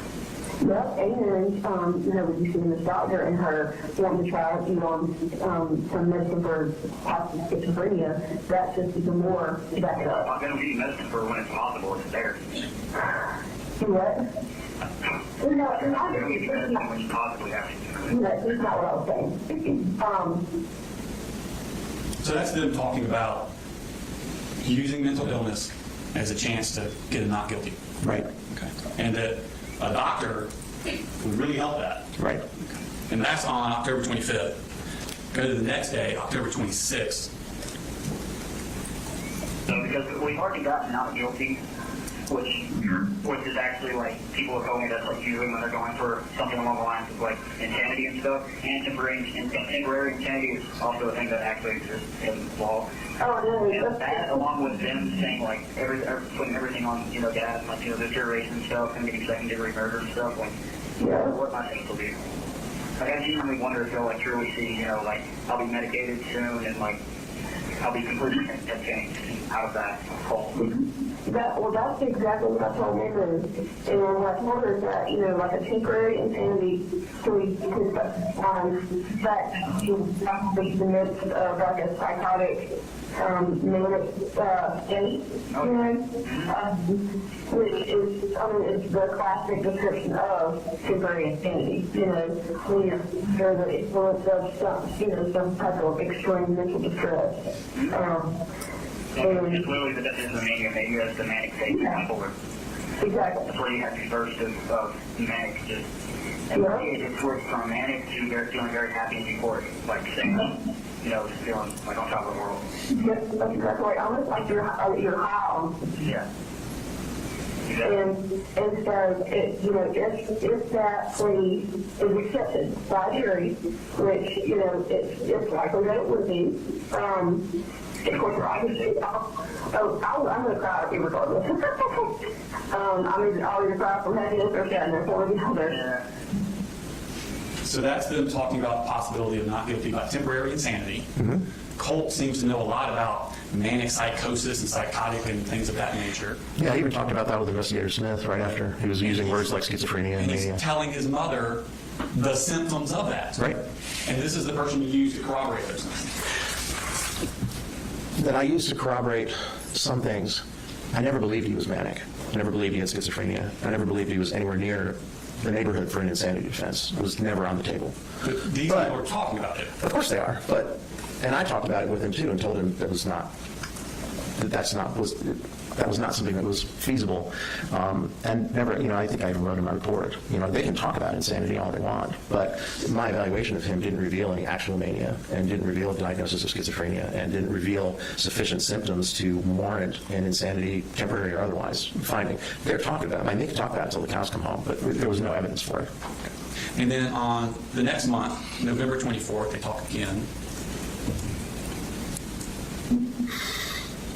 I'll just start looking through a few homes today because I think you can find a lot of correlations. You look into this case? Oh yeah, I got it. I want to recommend you. Okay. It's by a guy named Pete Huncho. His channel is Pete Huncho. Pete Huncho. H-U-N-C-H-O. Huncho. Pete Huncho. Like the guy. Probably understand. No? So was he a serial killer or what was he? James Holmes mass shooter, serial or theater. Guy. Okay. So it's Huncho. The channel made it. I didn't hear you say that. I've never heard of that channel, Huncho. Is it online? I thought you were saying it was a Netflix sort of thing. Okay. So that's a good James Holmes. James Holmes, Huncho. Okay, got it. Something about a theater in the title. Yeah, okay. Anytime he comes to like it, I think if you notice where it's me and him kind of suffer from the same thing.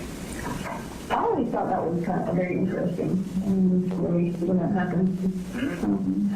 He's really But I good, haven't- really smart guy, you know, like going to college and Yeah. stuff, and then we have to get really get caught up with him, you know, Yeah. dropped out and Well, dropped the theater. when it first happened, I read a bunch about it, but it's been a long time. I feel like since I read anything about it. Like I said earlier, like he's like a stereotypical like schizophrenic man with a gun. Yeah, exactly. Okay, so here he's now telling his mom to watch videos of James Holmes, looking for the similarities between Colt's mental state and James Holmes. That's what it appears. Okay. And again, the next month, on December 5th. Our phone calls are subject to monitoring and recording. Being held $47.14. Thank you for using Amtel. You have $47.14. Hey, yes you do. So we were watching it last night. I ended up falling asleep, but I'm going to finish the parts that I didn't see. Let me watch it with you yet. It looks like he's the British guy. Huh? The British guy, right? You? The narrator. Yeah. So she watched that one, and then, like I said, I fell asleep, so I'm going to have to rewatch it.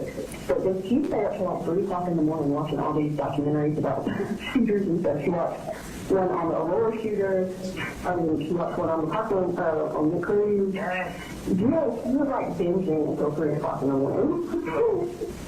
I think you should look into those guys. Jameson's mix of the ones that I correlated to myself. Well, I've read a ton about them, especially but I never see the documentaries. And she watched one other one, I can't remember what other one was. But she literally just got up. I mean, she's still doing some other comments today because she was up there like, watching that stuff. Well, what did you think of James Holmes? Well, honestly, I didn't really watch it enough. I don't feel like to get any additional knowledge other than what I already had. But maybe. Mama. Yeah, I'll probably good. Sure, but it's annoying.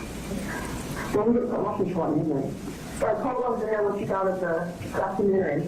It was actually very explosive. I did see some things over. What did you say?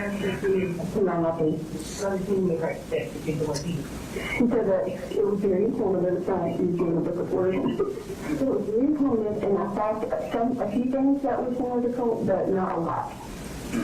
Well, that's my news. Are you aware that Namu is his grandmother, Deborah? That's what I guessed. Now, all of these calls were before any of them talked to you. Right. Okay. In fact, you talked to Colt on May 16th for the first time of 2025. That's it, yeah. So months after the shooting. Right. Okay. And he'd been in the RYDC the entire time. Yes. And was being treated by them. Yes. And Colt is telling you all these symptoms that he has. Right. Psychotic symptoms. Right. Okay. And you find out he hasn't told the people that are treating him these things. That's what he told me, yeah. Now, is that telling you one thing but not having told his treatment providers, is that a symptom of malingering? That's a symptom of malingering. No, because if you're hiding symptoms, that's different than malingering. But again, Well, no, I'm saying malingering to you, not malingering to them. I'm not saying he's lying to them. Let me make sure I understand your question. What I'm saying is when he's telling you he's had psychotic symptoms, Right. but he hadn't told anybody treating him for months about it, right, isn't that a symptom that he's malingering to you? it's possible. Now, malingering is generally to avoid punishment. Right, or to get something. There can be other secondary motivations. Correct. Okay.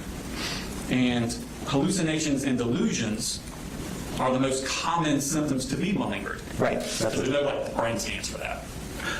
Right. That's what usually people will try and do. They'll talk about seeing or hearing things or having delusions.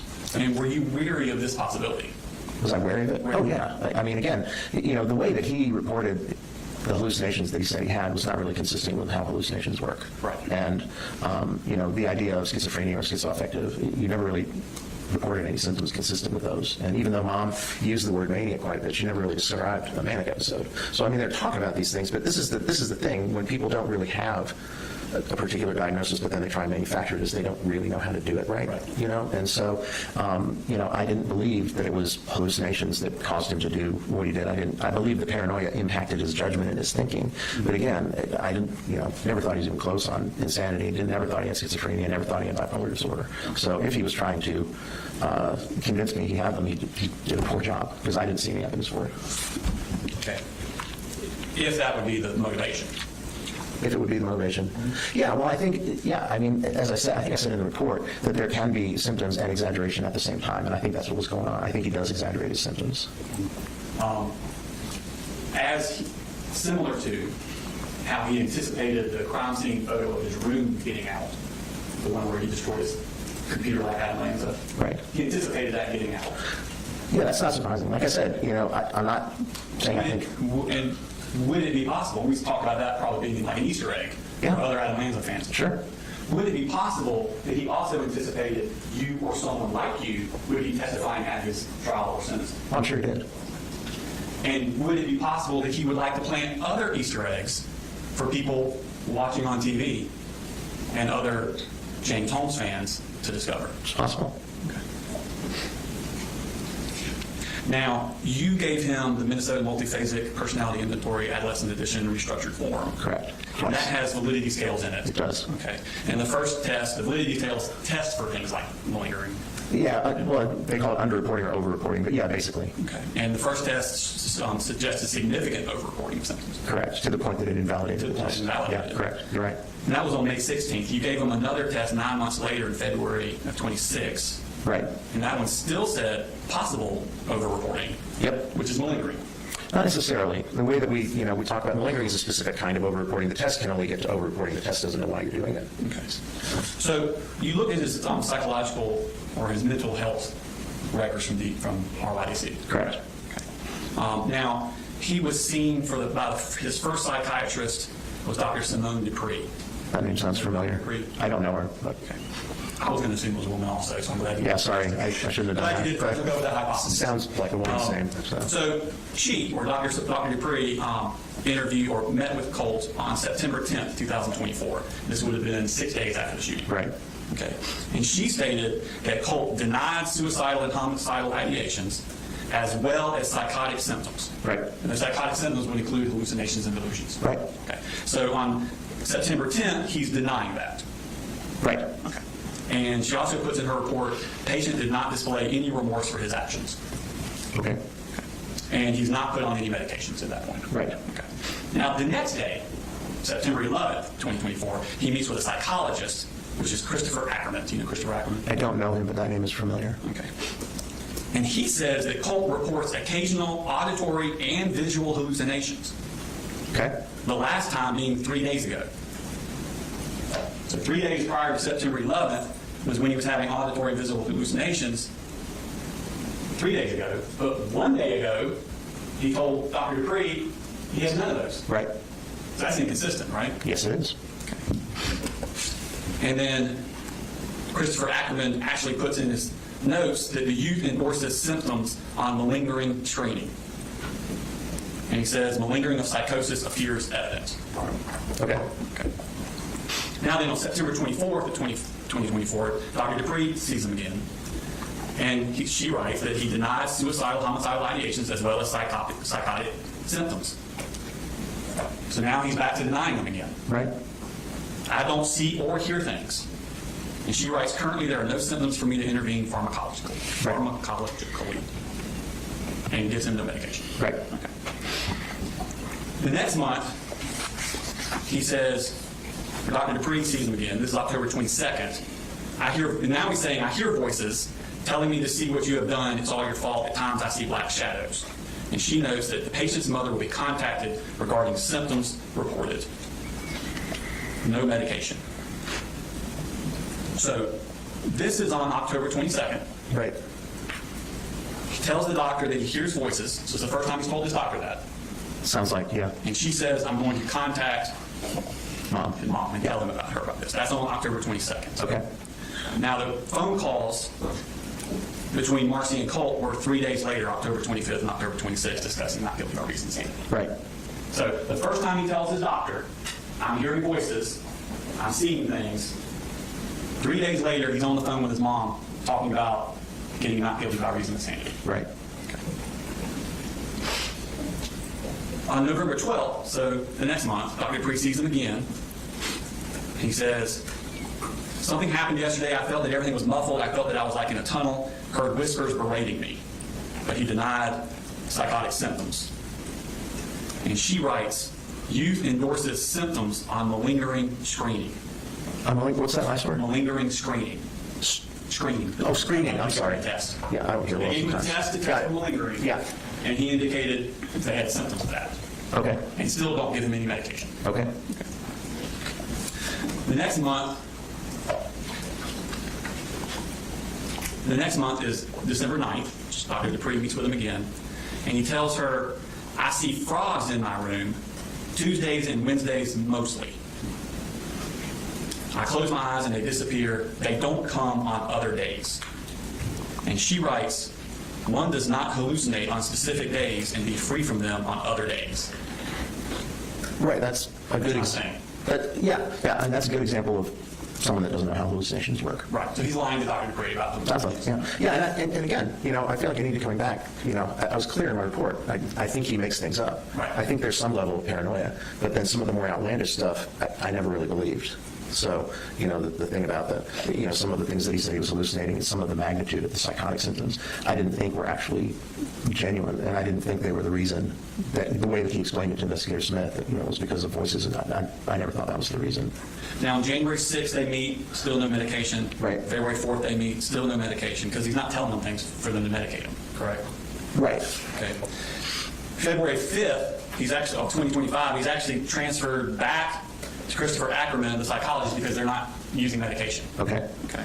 They actually say transferred to him as patient because he's not prescribed meds. And youth is stable, doing well behaviorally and emotionally. Right. Then on April 11th, Colt claims to Dr. Ackerman that he claims to smell gunpowder and sees shadows in his peripheral vision occasionally. And Dr. Ackerman says that the youth endorsed a high number of malingering items on SIRS, S-I-R-S, a few months ago. And that's the structured interview of reported symptoms test. Right. Okay, and that's another test for malingering. That's exactly what that test is for. And he has no medications. Right. Okay. And that's on April 11th. You then meet with him on May 16th for Right. the first interview. Yes. Okay. 12 days later, on May 28th, that's when he goes to Christopher Ackerman and reports increased anxiety, would like to be considered for possible med referral. So after he's met with you, he then goes, like you told him to, Right. goes to Dr. Ackerman and says that he has increased anxiety. Right. I think that's something he actually did have. Right. But Dr. Ackerman says that his speech was normal tone rate, his thought process was clear and goal-directed. Right. He did not appear visibly distressed. Okay. Put that in his notes. Okay. No psychomotor agitation, effect was neutral, calm. Right. So he's saying, the child's telling me this anxiety stuff, but I'm not seeing any physical manifestations of it. Okay. And he goes on to say, exacerbation of anxiety symptoms. He believes he needs medication to help cope with since he's overwhelmed. Right. But again, no medications. Okay.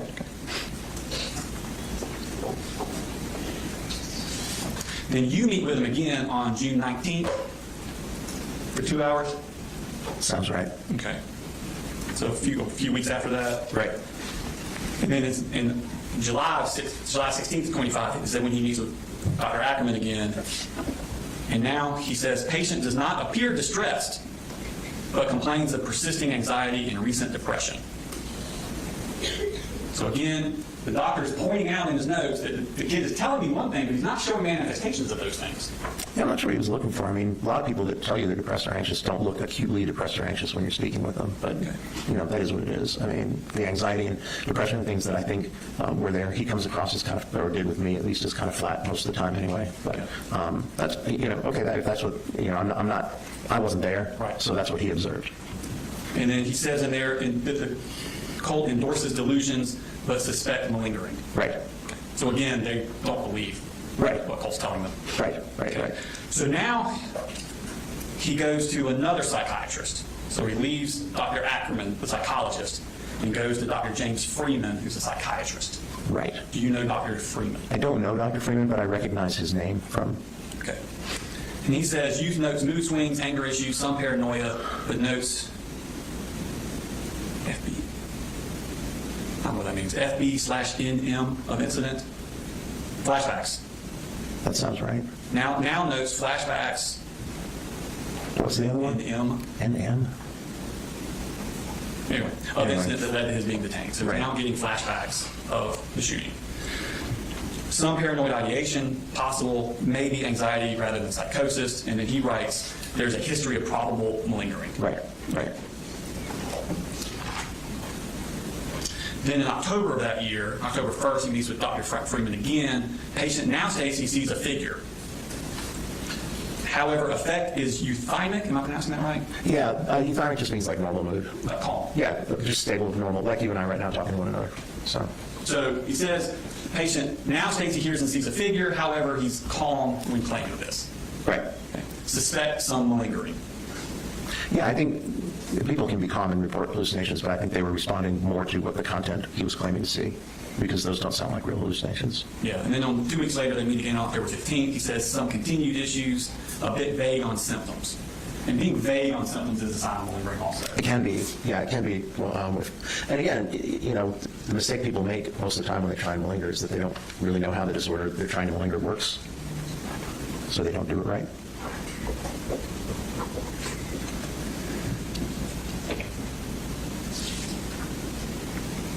On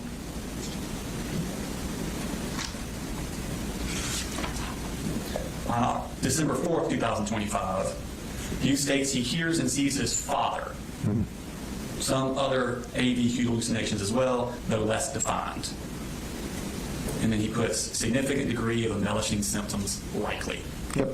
In fact, the doctor actually put embellishing symptoms in all caps. Right. I saw that a few places in the records. That'd be significant, wouldn't it, that they put some words in all caps? I suppose, yeah. Okay. But yeah, I think he was right. So. Again, on December 29th, 2 weeks later, again, Dr. Freeman likely embellishing and or malingering of psychotic symptoms. Right. Keeps trucking on through the next year. We're now into 2026. Again, now this is March 14th, 2026 with Dr. Freeman. Mm-hmm. At this point, he says, when event briefly discussed, so I guess they're talking about the shooting. That would be my guess. When event briefly discussed, youth did not express remorse or seem emotional. And then he wrote, if 18 would likely meet criteria for antisocial personality disorder. Yeah, I'm not sure I agree with that. I mean, malingering doesn't make you antisocial, but okay. I don't think he's saying it's because he's malingering. He just says that 18 would likely meet criteria. Yeah, I'm not sure where he's getting that, but okay. And I think you testified earlier with personality disorders, they're too young at that age to actually diagnose with somebody. Right, because the personality is not really finished. It's not all the way done yet. But apparently Dr. Freeman is seeing signs of that at this age, but can't diagnose him because he's not 18 yet. That's what he's saying, yeah. I mean, that's what I believe he's saying, is that I think he's saying if he was older, he would diagnose him with that. And someone with antisocial personality disorder is also a higher risk for malingering, correct? Correct. Okay.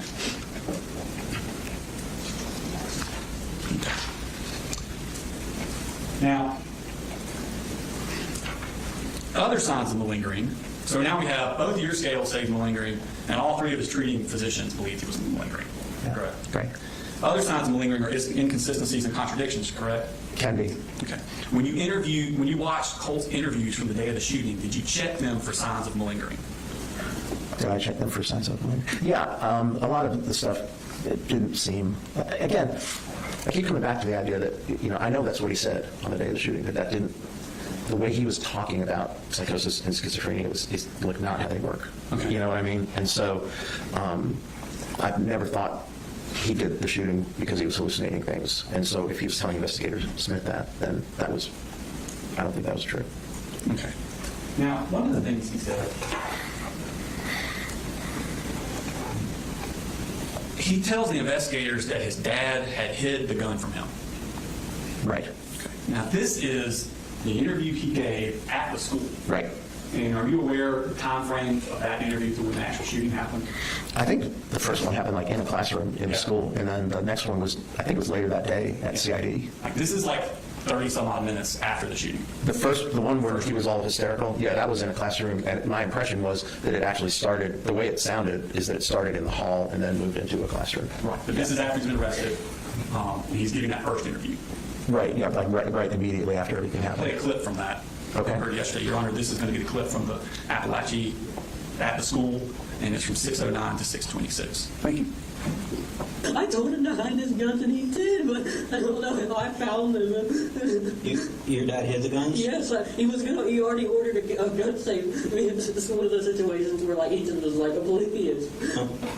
Now, this is 6 minutes into that interview. Right. And a lot of the interviews him reading his rights. So this is early on in the what happened. Right. Okay. And Colt volunteers that I told my dad to hide the guns, and he did.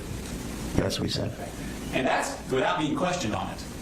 Right. He volunteered that Yeah, I think that was spontaneous. I don't think anybody at asked the him. onset. Right, sure. In your review of the materials that you sent about the case, were you aware that that's not true? Oh, yeah. Okay.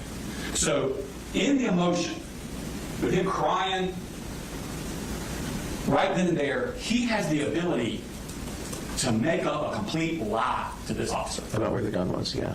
Okay. Yeah. Because the father did not hide the guns. No. In fact, he testified at trial under oath that he did not hide the guns. No, it was in Colt's room. In fact, Colt goes into pretty elaborate steps to describe what he went through to get the guns. Let me play a couple more clips. Your Honor, the first one's at 1745 to 1854.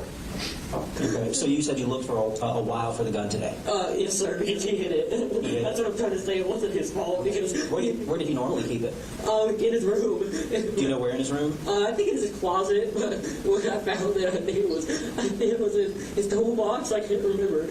He definitely tried his hardest. I know he did. Okay, but you told your dad. When did you tell your dad to move it? You said was it months ago? Days It ago? was like a month ago. I've definitely been fighting this off for so long. Oh my God, this is so dramatic. I know for all of you, I'm so sorry. And you said you think it was in his toolbox? I think it was, yes. It was somewhere really well hidden. Okay, where is his toolbox? In his truck. And you know, like trucks, they have. Okay, so you found it in his truck? So it's either his truck, in his truck toolbox, or some kind of case that he had locked up. In his truck? Yes, sir. When did you get the gun? I got it like right before I left. So he's saying that it was in his dad's truck, and he got it right before he left. Right. And this is immediately after his first interview. Yeah, it seemed like he was trying to protect his dad. Yeah. And then, but we know that's not true, right? Right. Because the dad actually left in the truck before Colt came out. Right, so That's physically impossible. that wouldn't have worked. That wouldn't No. have worked. Well, I mean, it wasn't And true, Colt so. realizes that by the time he gets to the second interview later that day. Right. Okay. He gives a different version to them. Right. And this is going to be the interview at the CID, Your Honor, and that's going to be from 3610 to 3753. Cool. All right, so we're talking about grabbing some mags. The gun was in a box? Yes, sir. Held. Covered So, in clothes. He had some clothes over it, which I guess was another, last resort, to hide it. all right, so that's my next question. To you, is that hidden, or is that somewhere where you know to go find it? No, that's hidden. I looked for it for a good while. That was a really good, that's not him just half-assing, I'm going to hide this. He knew this at this point, something was definitely very off, and he was going to get the help that I need. Does he go to work before you go to school or something? Yes, sir. All right, so when you're going to school, you're alone. Yes, sir. What time did you get up this morning? I didn't get up this morning. I've been awake for. So you just stayed all night? Okay. So, But it was just that most of that just stemmed from the sheer fight of just trying to fight off this urge and this bad. so once your dad left for work, is that when you started looking for the gun? Yes, sir. What other, preparations did you make That was pretty much about. I remember just grabbing whatever thing I saw that could somehow conceal it, which at that point was just horrible because like somebody even thinking along those lines. Which in this case I'm assuming was paper from what I can recall vividly. Paper, a poster maybe was wrapped around it. Where'd you get the poster from? I think it was just lying around. It had like pink stuff on it. Yeah, it's just in my house. I just picked it up. Is it something like your sister made? I don't know. I didn't look at it. I just wrapped it around because the outside was white. And I did something. You do that? So now he's changing it from, you realize now it's inside the house. Right. Now it's hidden under clothes. Right. So the day of the shooting, immediately after, he's not being forthcoming about it. He's lying. Right, like I said, I think he was trying to protect his dad, because he never represented anything to me other than that he was always in possession of it. It was a different story than what he told the investigator. Now, Colt told you, we talked about this,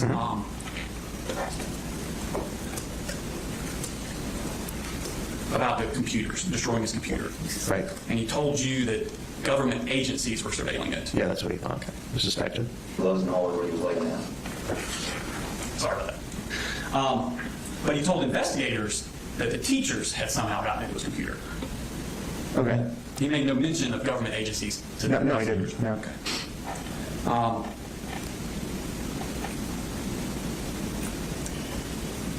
Go ahead and play the clip, bottom of the page. Now, this is going to be the interview at the investigations, 432 to 547.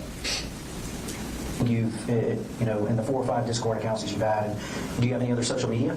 Not that I know of. You don't have a Facebook account? No, like as far as like chat, social media, no, I've never used those. Okay, no Instagram, Snapchat. Any account that I've had previously is probably wiped, deleted. Okay. But not recently, no. Why did you wipe and delete your accounts? I'm talking like months ago, like, and honestly, I don't know. I mean, that's just a habit. I mean, that's like, making new emails. Like, How many different emails do you think you've had? It's only limited for phone numbers, so like 6. Okay. What's your current email address? I have 3, I think. Do you know what? Yeah. What are your 3 email addresses? They're at Gmail, but I know 2 of them I can't remember, but I know the other one was more of like a burner. I think it was Declivity Decentralized, and I can't remember the set of numbers. Okay. Declivity? Yeah. What does that mean? I don't know. It just shows like really unique words. So you said that Colt told you that the reason he changed his passwords and usernames frequently was because of government surveillance. Yeah, or somebody tracking him. And you use that as another example of him having delusions. Yeah, I think he was paranoid. Yeah. But that's not what he told them is why he did it. He told them it's just a habit he does, like changing his emails. Okay. In fact, all the time, all his delusions with the investigators was that it was students and teachers out to get him. He never mentions the government at all. No, and the government, again, was to do with speculating, because I even asked him, why would the government want to track you? And he said he didn't know. And he talked about students and teachers as well. And that's what he talked to Mandy about, and I guess his mom too. So. But in over 3 hours of interviews with the investigators, he never mentions the government. He always mentions teachers and students. Okay. And it's not until he talks to you that the government comes in. Okay. Okay. And he told you the FBI was following him? Yeah. Did you know that James Holmes also said the FBI was following him? Yeah, I didn't believe the FBI was following him, but it doesn't surprise me that James Holmes would say something like that. Right. And it was in the video that Cole had watched. Right. Yeah. So now, with you, the person he anticipates will probably testify. Right. He is saying something similar to what James Holmes said. Right. He's planning another Easter egg. I suppose so. Now, Colt told investigators he was wearing purple gloves. Right. Okay. Are you aware that that's not true? I only saw a little. You may not, because I don't know. Yeah, I only saw a tiny clip, and it was when he was being arrested, so I didn't know whether that was true or not. Okay. Well, let's play the clip. I remember him saying it when he was talking to the investigator, but I didn't have any. I didn't know. Right. Your Honor, this is from the one at the school, and it's 2447 to 2521. I just went to the bathroom. I guess I would assume I just got ready. I don't know. Help me understand how you got ready. I guess just putting gloves on. Okay, so you put gloves on. What kind of gloves did you put on? I think they're out there. I don't know. I think they're purple. I can't remember. Like the little rubber ones? Like the little thin ones? No, I don't. I think so. Maybe. I think they were purplish. Like purplish. They were fully purplish. I know. Okay. I think. So you put gloves on. Okay. So Colt tells them 4 times he uses the word purple. Mm-hmm. Okay. They were actually just the standard yellowish tan work gloves. Okay. Okay, just your generic work gloves. Okay. Yeah. Does purple sound distinctive to you? Yeah, I mean, it sounds like the gloves that like EMTs use. And he was insistent it was purple. Right. Which was not true. Not true. Okay. Did you know that Kyle Rittenhouse wore purple gloves? No. You know who Kyle Rittenhouse is? I do. That never came up in my conversations, and I didn't see it in any of the discourse, but I'm aware of who that You know is. that Colt also researched Kyle Rittenhouse. I did not. And then when he's telling these investigators something that's not true, it's another Easter egg for fans of Kyle Rittenhouse to see. Potentially, yeah. Did you talk to him about last September 4th? No. Did you hear on his interview why he told the investigators September 4th? I don't remember. I don't remember. Okay. Do you remember him telling them it was because voices were telling him that the teachers were going to strike on that day or the next? That sounds about right. He told me when he went to the school, he believed something was going to happen that day. Okay. But it wasn't. He didn't tell it to me the same way he told it to the investigators. He just said he had a feeling something was going to happen. So he had to do it that day because he thought something was happening that day. Yeah, I mean, when he talked to me, and then when I read the Discord messages, the way he represented it to me was that he believed something was going to happen at the school that day.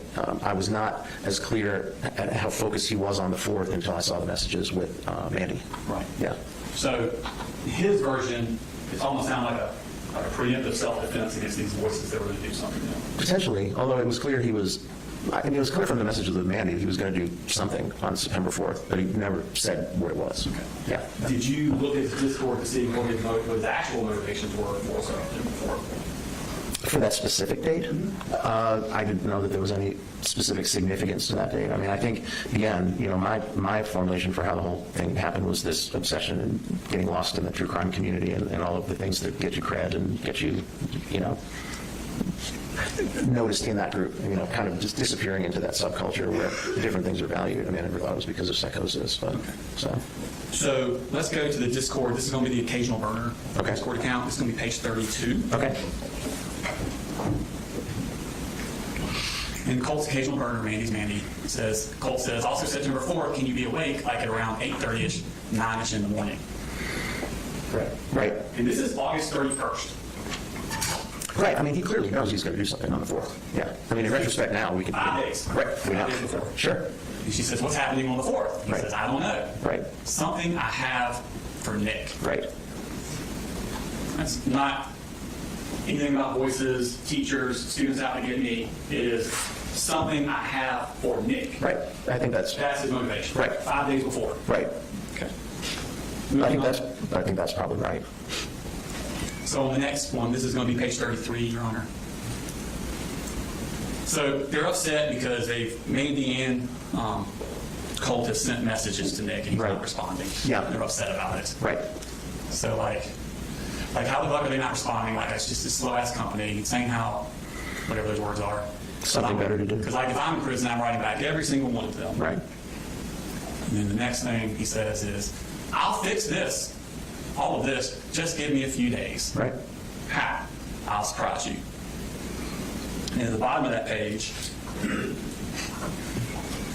he says, sorry if I seem distant. I had to clean up a few things. The 4th is indeed approaching quickly. Right. So he's upset that Nick Cruz is not responding to him. Right. And he's upset too. And he says, I'll fix this in a couple of days. Right. Then on page 34, he says, again, this is September 2nd, so now we're 2 days out. Mandy, I can't wait. 3 days, Nick is going to be in love with us. Surprise. LMKAO, laughing my something ass off. Yeah, I don't know what the case for. So again, this is so Nick will be in love with him. Right. No mention about people at the school conspiring against him, teachers are going to get him on that day. It is all to get Nick Cruz's attention. Right. You and I have been agreeing about this for about an hour Yes, now. sir. Okay. I'm just saying. I'm just piling on. I know, you are. I get that. But I'm just saying, you realize we're agreeing over and over and over Absolutely. again. Okay. Page 36. My love for Nick has formed into something in which I can find no other resort that can prove my love and affection towards him. I mean, that's pretty much it right there, isn't it? Yep.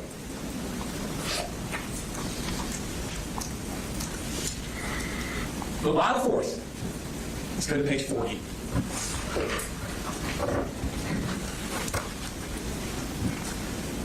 Manny says, also, I don't mean to pry, but why did you pick September 4th to do something? And he says, 4th. Nick chose the 14th. Because the shooting at Parkland was on February 14th. Okay. I vaguely remember that.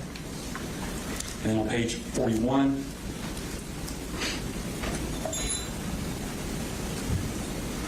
he says, he showed a clip of somebody running. He says, me as running away from the police on the 4th.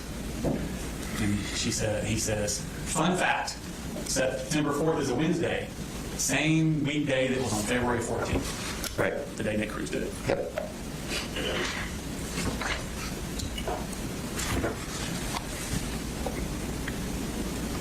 Did you remember Colt telling investigators that he called a suicide hotline in the bathroom immediately before the shooting? I don't remember that. You remember that? No. You wouldn't know this. I don't think you do. Did you get a copy of his phone records? I don't think I did. There was some texts that were encrypted and then the Discord, but I don't know if I have the phone records. And even if you did, those things are so voluminous already. They're hard to read. Yeah. Just to let you know, did Okay. you know that that's a lie? He never called the suicide hotline while he was in the bathroom. Yeah, he never told me he did, so I didn't You told remember. investigators he did. Right, I didn't remember he told investigators that, and I have no reason to doubt that he did if you say he did. Did you know that James Holmes did that? No. No. He went out to his car right before he came back he went into the theater, then went back out to his car to get ready and go back in, and while he was out there, he called a suicide hotline. Did you know that? No. Okay. Did you know that Colt did know that? I'm sure he did. Let's pull up, Your Honor, this is going to be the same Discord, page 24. So he says he's talking about James Holmes, dude, toward the bottom, dude, he's like a forgotten mass shooter. He called a hotline right before he did it, too. Okay. So Colt knows that about James Holmes. Yeah, not surprising. When Colt is being interviewed by the investigators the day of the shooting, he has the mental wherewithal to lie, tell him he did the same thing James Holmes did that he actually didn't do. Right. Again, another Easter egg for fans of James Holmes to discover. Yeah, I mean, it seems that way. Again, since I didn't go down that rabbit hole, I mean, I wouldn't have known these things, but the way that you're framing it and characterizing it, I mean, it makes sense. And it makes sense with what you know about the TCC community. Oh, yeah, absolutely. We'll talk about that a little bit more. Yeah, I want to go through a few more of these things. Okay. Now, Colt told investigators he blacked out for the Right. actual shooting. Right. Okay. Did he tell you that? I don't recall specifically. I mean, people do when they do something like that. It's not unusual for their memory to be spotty about it, but I don't remember him specifically telling me he blacked out. Okay. Because you made no mention of it in your report. Yeah, I don't think I put too much detail about what he told me about the actual shooting. But That doesn't seem to be a big deal about if he blacked out or not. When you're talking about his mental state. again, I've talked to lots of people who've done terrible things, and it's not unusual for them to say that they blacked out or don't remember parts of it. So if he had told me that, I would not find that to be inconsistent or particularly noteworthy. Okay. So you don't think it's noteworthy? It wouldn't have been surprising, again, because it's not uncommon for people who have done things that are problematic like this to not remember pieces of it. So if he had said that, I wouldn't have put too much into it. Okay. Now, when he describes it, he uses some strange words for a 14-year-old. Right. I'm going to play. This is going to be at the school, 8:11 to 8:27. Okay. Where's the bathroom that your book bag I is at? think it's down there. I completely just decentralized through all of it. I came back and looked on the fucking floor. I completely just became decentralized through all of it. Yeah. That's a strange word. It's an odd word to use. Yeah. Did you know he used that word before?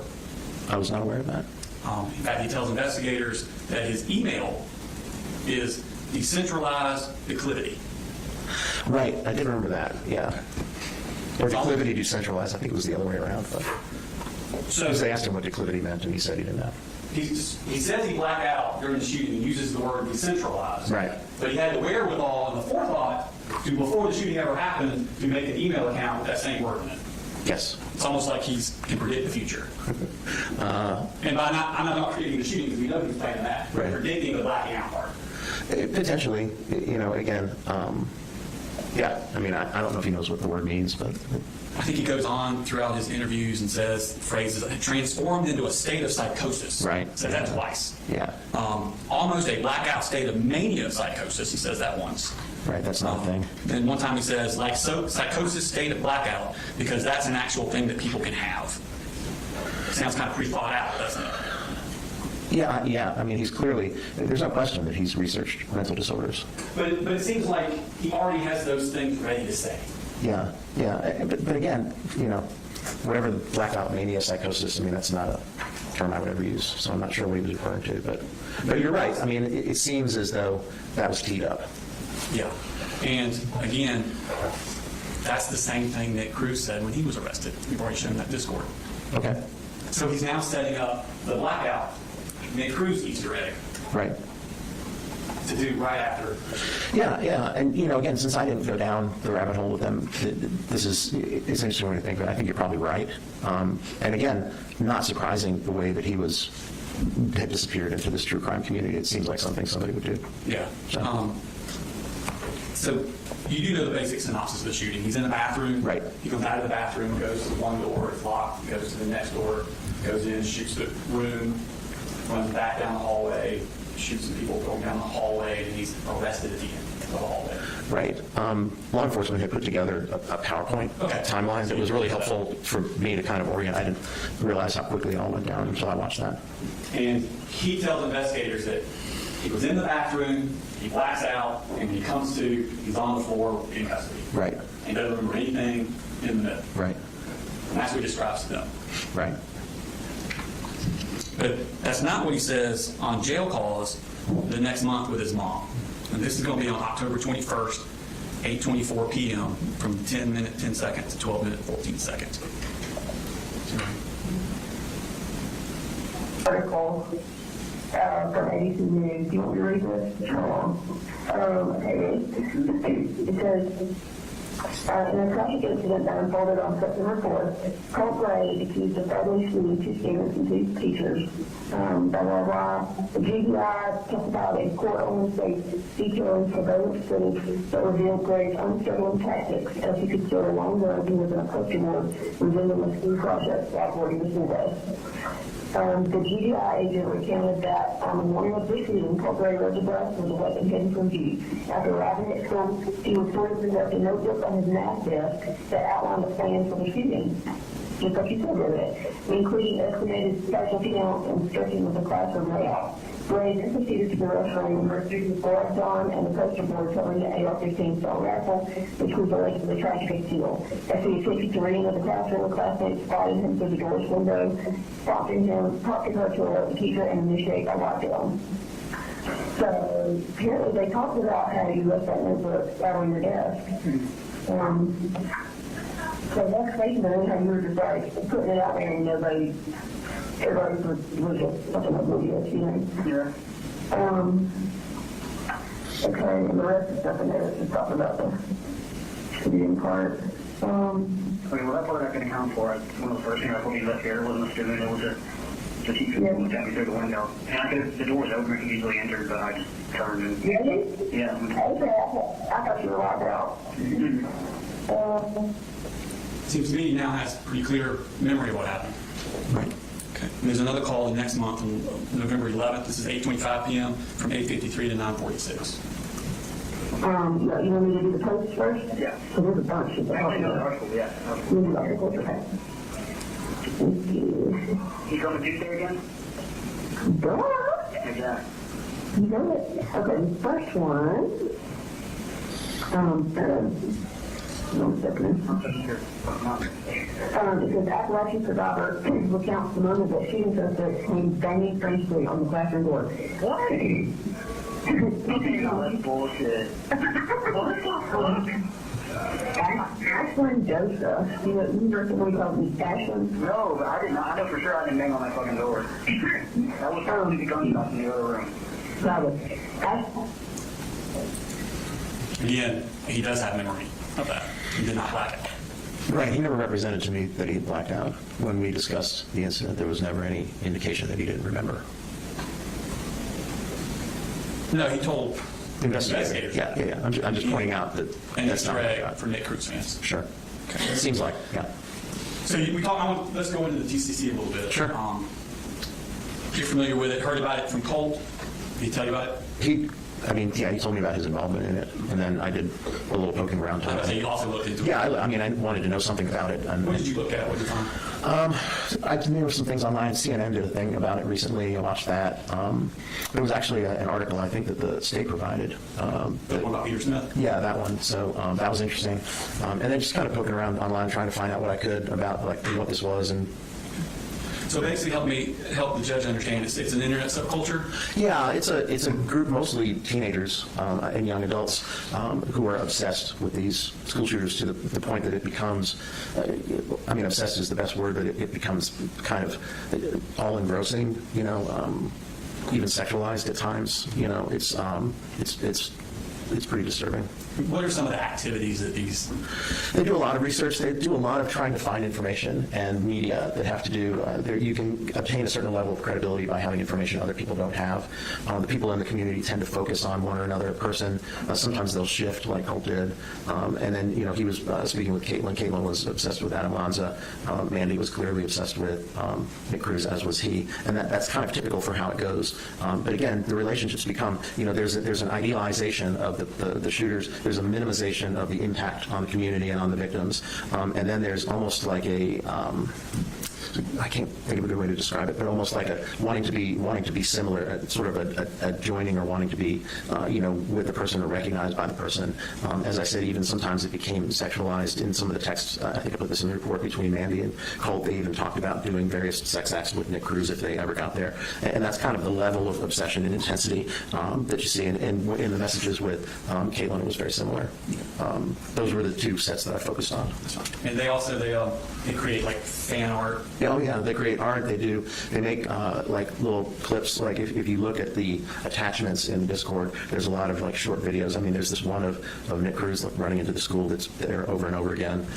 They tend to repeat, but then there's also like memes and fan art and animations and stuff like that people will make, including like they'll take a photo that's available in the media and then make a meme out of it. Because on a psychological level, does participating in this community, does it give the people in it like a sense of social connectedness? Yeah, I think it does. It's dysfunctional, right. But I think there's a piece of it where people kind of are drawn to it. It's mostly kind of disaffected, damaged people. I don't think there's any super high functioning people that are spending their time doing this, and the people that are in it are doing it. I think Colt talked about one person he was speaking with where he'd spent like 30 hours of time online. He said he was up for 3 days before the incident talking to Mandy, and they were talking about Nick Cruz, and so that level of, it almost substitutes. I think one of the things that I said in the report is that his entire social world was happening on Discord. It wasn't happening out here with us. It was happening in this internet space where the things that the attributes that these school shooters have are valued and idolized, and people get these really kind of twisted connections to these people. And sometimes, I think probably in the vast majority of them, because there's hundreds of thousands of people on this, and most of them are not doing school shootings, but there are a significant number that have come out of the true crime community who have done things, and there are examples. I think Mr. Smith had some examples in his article as well. So it does happen. It is something that happens as a result of the fixation and obsession that these people have that are involved in the true crime community. Okay. And there's not only with the emotional appeal, there's an aesthetic appeal that these things are edgy and cool, and that's kind of what appeals people to young kids to it. I think sometimes it starts as like, and it's because, there's no shortage of interest in true crime. There's, I think Headline News runs forensic files at 24 hours a day, so there's people out there watching this stuff. But there's people that have kind of an interest in it because they're actually interested in kind of how, people's minds work. And then there's people that kind of go at next level and start to identify as opposed to just being interested. Someone like myself, I'm in the forensic psychology business, and so I'm interested in why people do things the way that they do, but I don't get obsessed with them or want to emulate them. So there's a difference between people that are out there in the community that are just interested in this and people that kind of maybe start there, but then kind of go into this online space, and particularly if you're somebody who's already kind of an outcast, already kind of disaffected, already kind of functioning not at a great level, to be drawn into this and then to be able to, kind of become a different person in there and get credibility and get admiration and get friends to talk to. I think there's some value in that. Again, the danger is, and it is danger, is that something like this would happen. So, but I think that, I don't claim to be an expert on the TCC, but that's how, I needed to understand what was going on. We have Peter Smith's going to testify. Yeah, okay, so you're set. No, but I needed to be able to understand kind of what was going on. It's one of the reasons I tried to get in touch with, I had phone numbers from Andy and Caitlin, and I tried to reach out to both of them because I wanted to talk to somebody else that was in there, just to kind of hear what they had to say, but neither one of them talked to me. So, do they, members of this community, do they have like inside jokes, associated hashtags? Oh, yeah. And do they assign significance to certain numbers, symbols, emojis, things like that? Yeah, there's all kinds of their own sort of modes of communication, hashtags and stuff like that that they use. And these obscure symbols and imagery, they're usually only understood by them, not for the outside world. Yeah, if you were to just go and read the messages, there would be some things that you probably wouldn't get. And then there'd be, there's some that's pretty clear. Okay. So, and is some of the content, like it's a dark subject, but is some of it kind of on face like cute? Like cute little things that they would do. I think that's what they're shooting for, because there are things they referred, cute is a word that Mandy and Colt both used to describe Nick Cruz repeatedly. So, and I guess there are pictures out there of him smiling or, whatever, and those are some of the ones that got memed. So, have you ever heard the phrase mimetic participatory violence? I have, but yeah, I've heard that. I'm blocking on what it means. But well, we've got this community, right, and the members research the memes of past shooters. Right. Okay, and then they participate and commit their own shooting. But when they do, they leave behind that same meme content from other shooters. Right, mimetic meaning based on memes, which is based on the things that were going. Yeah, it's coming back. So they research, they find out all this stuff about the people in the true crimes community, the TCC generates in the door. Right. And then when they're doing their own act of violence, they put these Easter eggs in for those members of the community will then see them. Right. Okay. And by that way, they can gain fame and status within the community. Right. Okay. And I think we talked about malingering earlier. Most people talk about malingering, the primary motivation being to get out of trouble. But we talked about secondary motivations. Right. And some of these lies and the malingering, if they're Easter eggs, that would be the secondary motivation to gain status within the TCC community. Right. If anyone ever decided to start researching him, they might put those things together. Right. Let's go back to Discord. We're going to go back to, this is the F-bomb one from 2023. Okay. I'm going to do page 22 and 23.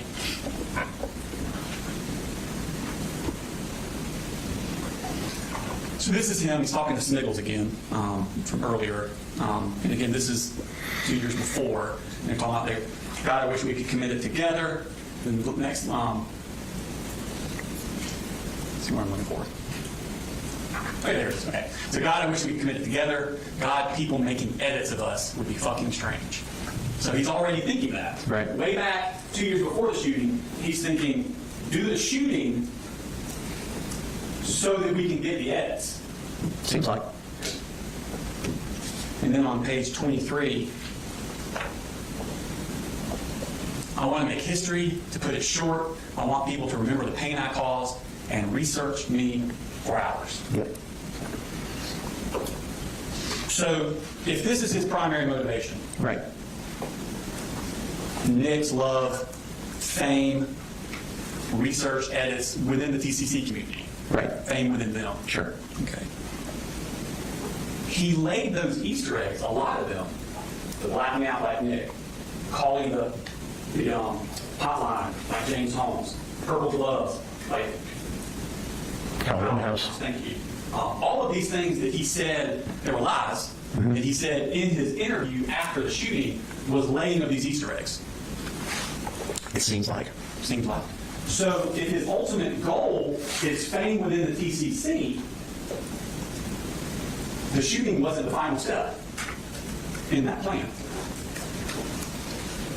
Because he continued the plan after the shooting. Oh, I got you. Yeah, it seems like. No further questions.